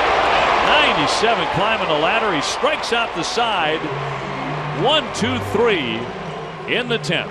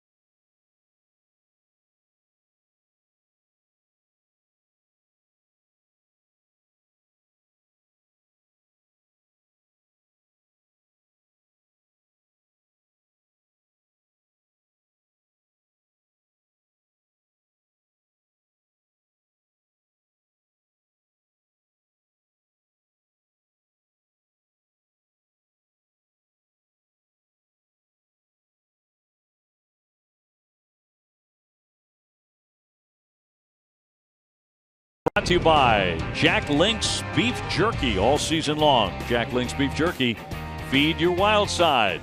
We are still wide awake here on the West Coast in Seattle. And I can tell you what, Mr. Kimbrel is. Oh, that was impressive. He's waking up some Mariner hitters, too, by throwing that ball right by everybody. 3 strikeouts. Adam Lynn now at first base as he takes over for Lee. And Cody Martin will be their new pitcher. Starting to run out of pitchers. Yeah, we're getting to that point in the game where you can make fewer and fewer moves because you don't have players anymore. For the bullpen, for the Mariners now, they have 2 guys left. Edwin Diaz and James Paxton. Diaz has thrown in 2 nights in a row and thrown a ton of pitches. You know they don't want to go to him again. Paxton threw last night as well. The Red Sox still have Buchholz and Ziegler and Matt Barnes down in their pen. Well, Travis Shaw will lead off here in the 11th inning. He's ripped a home run. That was back in the 2nd. Struck out looking, lined into a double play, and grounded out to short. He's had some nice swings tonight. Hitting .261 with the 13 home runs. Tied up 2-2. And Martin coming on. In fact, his home run swing back in the 2nd.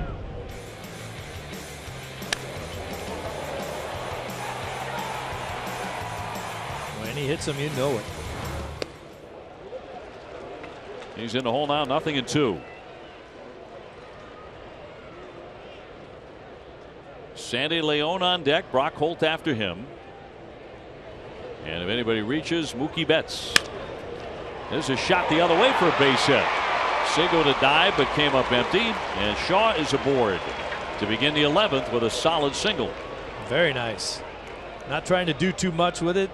He's down 0-2. This pitch sailing away from him. Just poke it to the other side of the field. Nice. And Sandy León has proven to be one of the better bunters for the Red Sox. He'll be up there on the left side of the plate. Will he be dropping one down here? Well, if he does, he should be dropping it down to the right side of the field.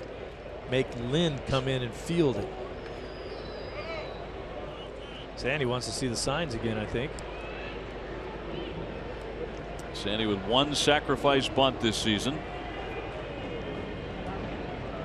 2-2 tie in the 11th. Lind has come on as the new first baseman, remember.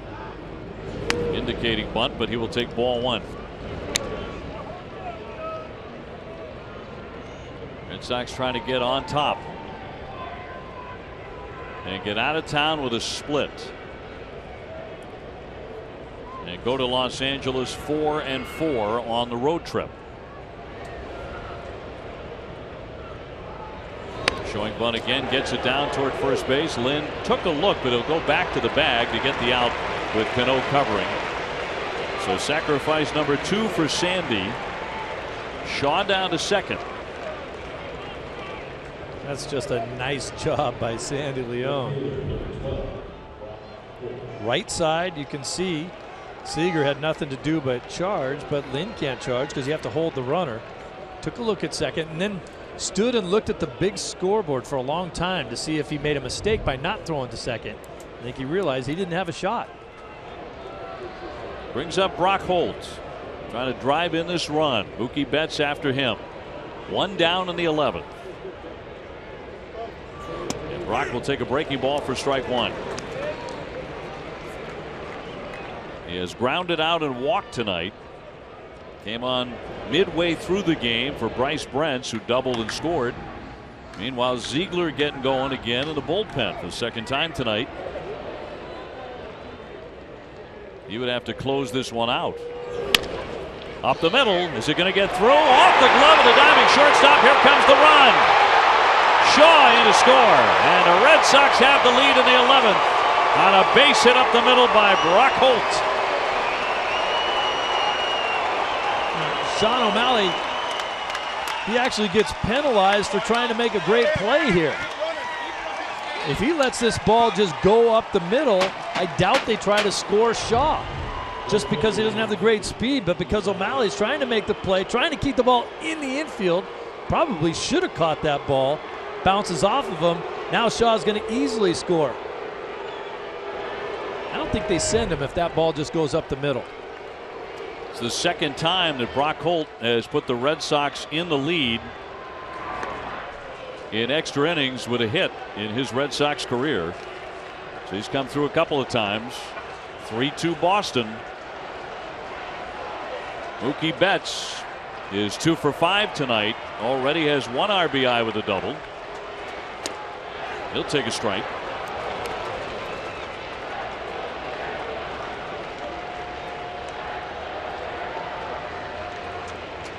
So the first time since the 5th inning that the score has changed tonight in Seattle.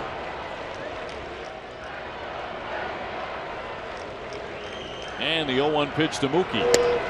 That's a ball outside. Xander Bogaerts next.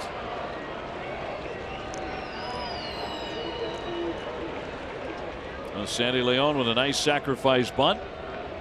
After the base hit by Travis Shaw, the Red Sox come through with a big hit from Brock Holt. The 1-1. Fly ball into right shallow. Racing out Cano, coming on Heredia.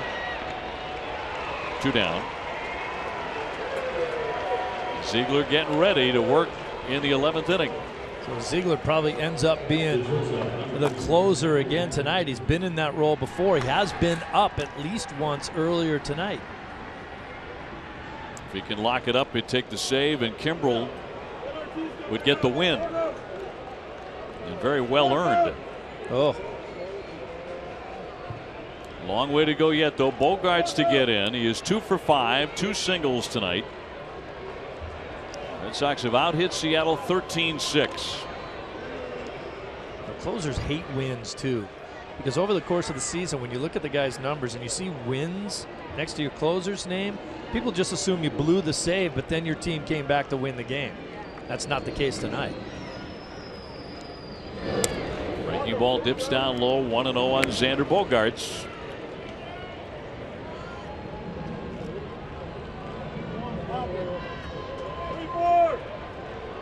It's been a good night for Travis Shaw, too. He has scored 2 of the Red Sox 3 runs. Leading off this inning with a base hit, and he is in. That's a strike. Tonight it has been a night of guys with roles changing that have come through. Shaw not getting a chance to play against lefties. Tonight he did. He hit a big home run. Brock Holt going back to that super utility role. Had a good night tonight.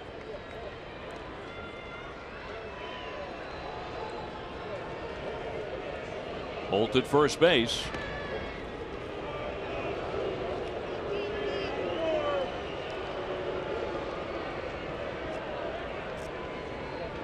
If the Red Sox can win this ball game, they'll be back to 2 games behind the Orioles and Toronto, because they are now in a first place tie. Went chasing on that one, a swing and a miss, and now Holt is caught up in a rundown between first and second. And the tag is applied by Robinson Cano for the 3rd out. So Bogaerts striking out. Brock Holt caught in a rundown. We go to the last half of the 11th, 3-2 Boston.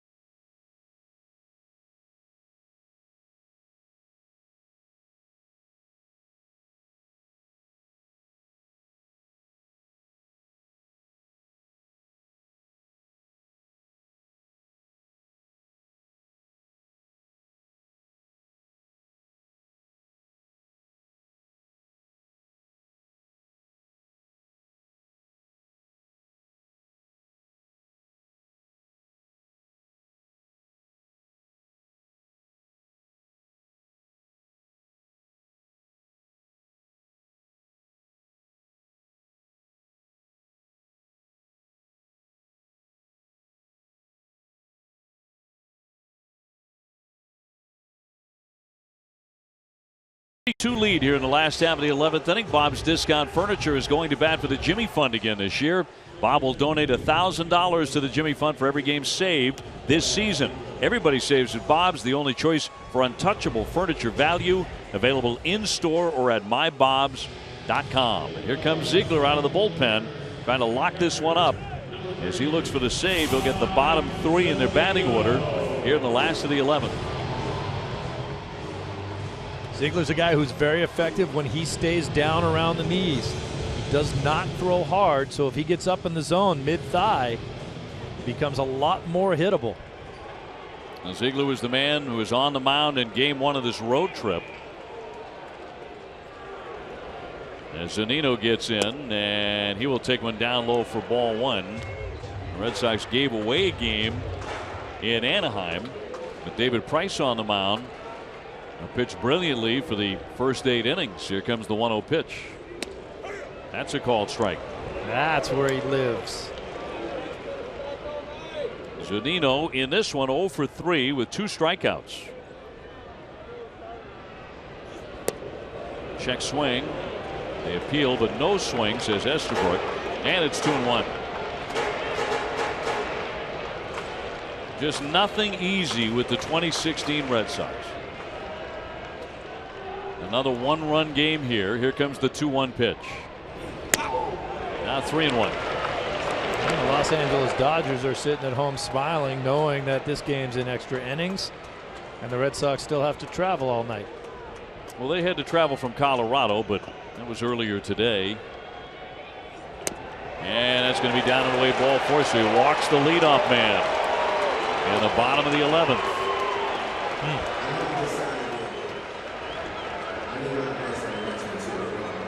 Where Ziegler's specialty is the double play, they're going to bring on a runner for Zunino. That'll be Sardinas. The only guy left on the bench for the Seattle Mariners now is Chris Iannetta, and as we know, they don't like to use that backup catcher. Red Sox have done it tonight, though. They did. Here's Martin looking to bunt, drops it down. Ziegler collects and gets him, but down to second base is Sardinas on a sacrifice. So they are playing to try and tie this ball game up and keep it running all night. The batter will be O'Malley, who's already belted a home run. He's gone 3 for 4 tonight. Seeing some carbon copy baseball over the last inning, with both the Red Sox and the Mariners playing strategy exactly the same. So Ziegler trying to overcome a leadoff walk in extra innings and get the Red Sox a W tonight here in Seattle. This guy's been a hot hitter tonight. He homered back in the 5th inning. He also bunted for a hit in the 3rd and singled in the 9th. One down in the 11th. That one tied him up. Cut and a miss for strike 1.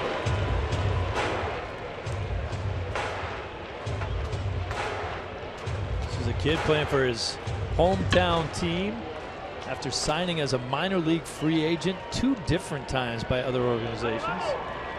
The 0-1 from the right-hander. That ran in. Another ground ball to first base. Shaw has it to the base for the out. Down to third. Moves Sardinas. And now they're going to bring on Seth Smith, the left-handed pinch hitter. He will hit for Heredia. They're both managers really going to work in the last couple of innings.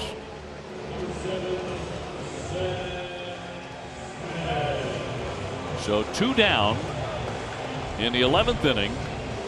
Seattle with a tying run 90 feet away.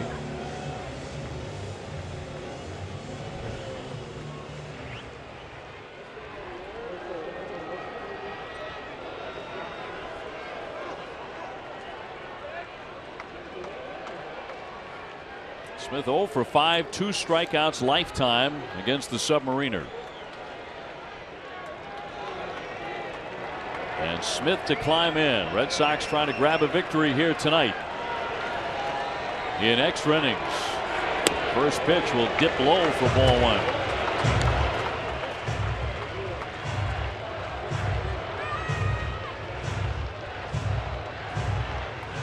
Discussion out in the outfield between Bradley Jr. and Betts now to try to figure out where they should be playing. The 1-0 just got a piece of it. 1-1.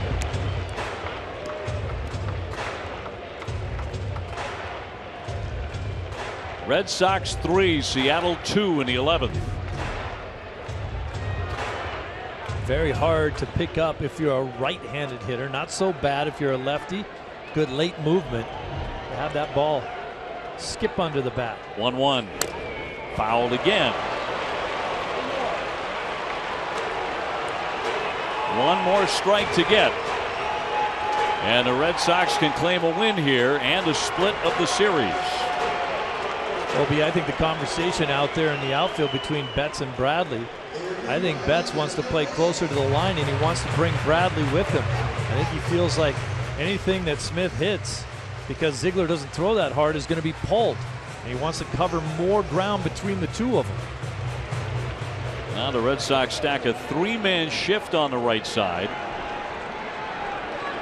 as Hill has moved off third base, and now Ziegler racing at Sardinas to race him back to third base.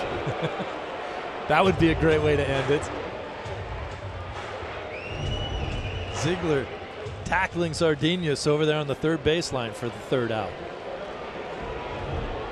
Here comes the 1-2 pitch. Runner dancing down the line, and it's fought off foul. I'll tell you, Obi, that would be very distracting to me. I think that's the smart thing to do if you're Sardinus down there at third base. I think if you're pitching, you just got to forget about him. Watch him come down the line, dancing and jumping around.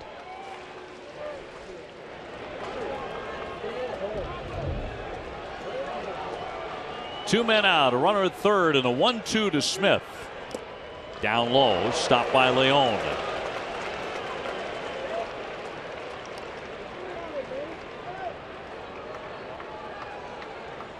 Aoki on deck.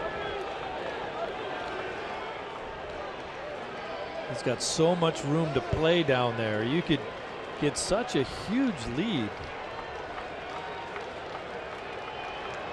He dances down the line again, and Ziegler takes a step off the rubber.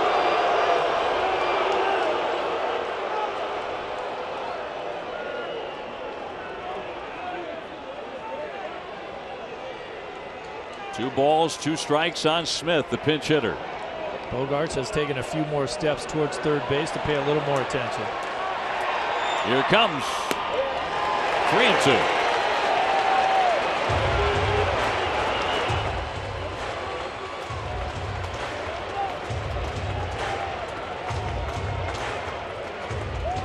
Ziegler trying to salt this away, but it ain't easy. 3-2 Sox in the bottom of the 11th. Tying run at third for Seattle. Here comes the payoff pitch. Cut on and missed. He got him, and the ball game is over. The Red Sox winning in 11, 3-2 the final. And the Red Sox split the series and head to Los Angeles with a record of 4-4 on this crucial West Coast swing. Brock Holt, one of the heroes tonight, he came up with a big hit, the game winner. Well, and they needed it too. Boy, you needed a split up here. Head down to Los Angeles, play a tough team down there, and see how they can finish up this road trip. Final again, Red Sox 3 and Seattle 2 in 11 innings. Adam?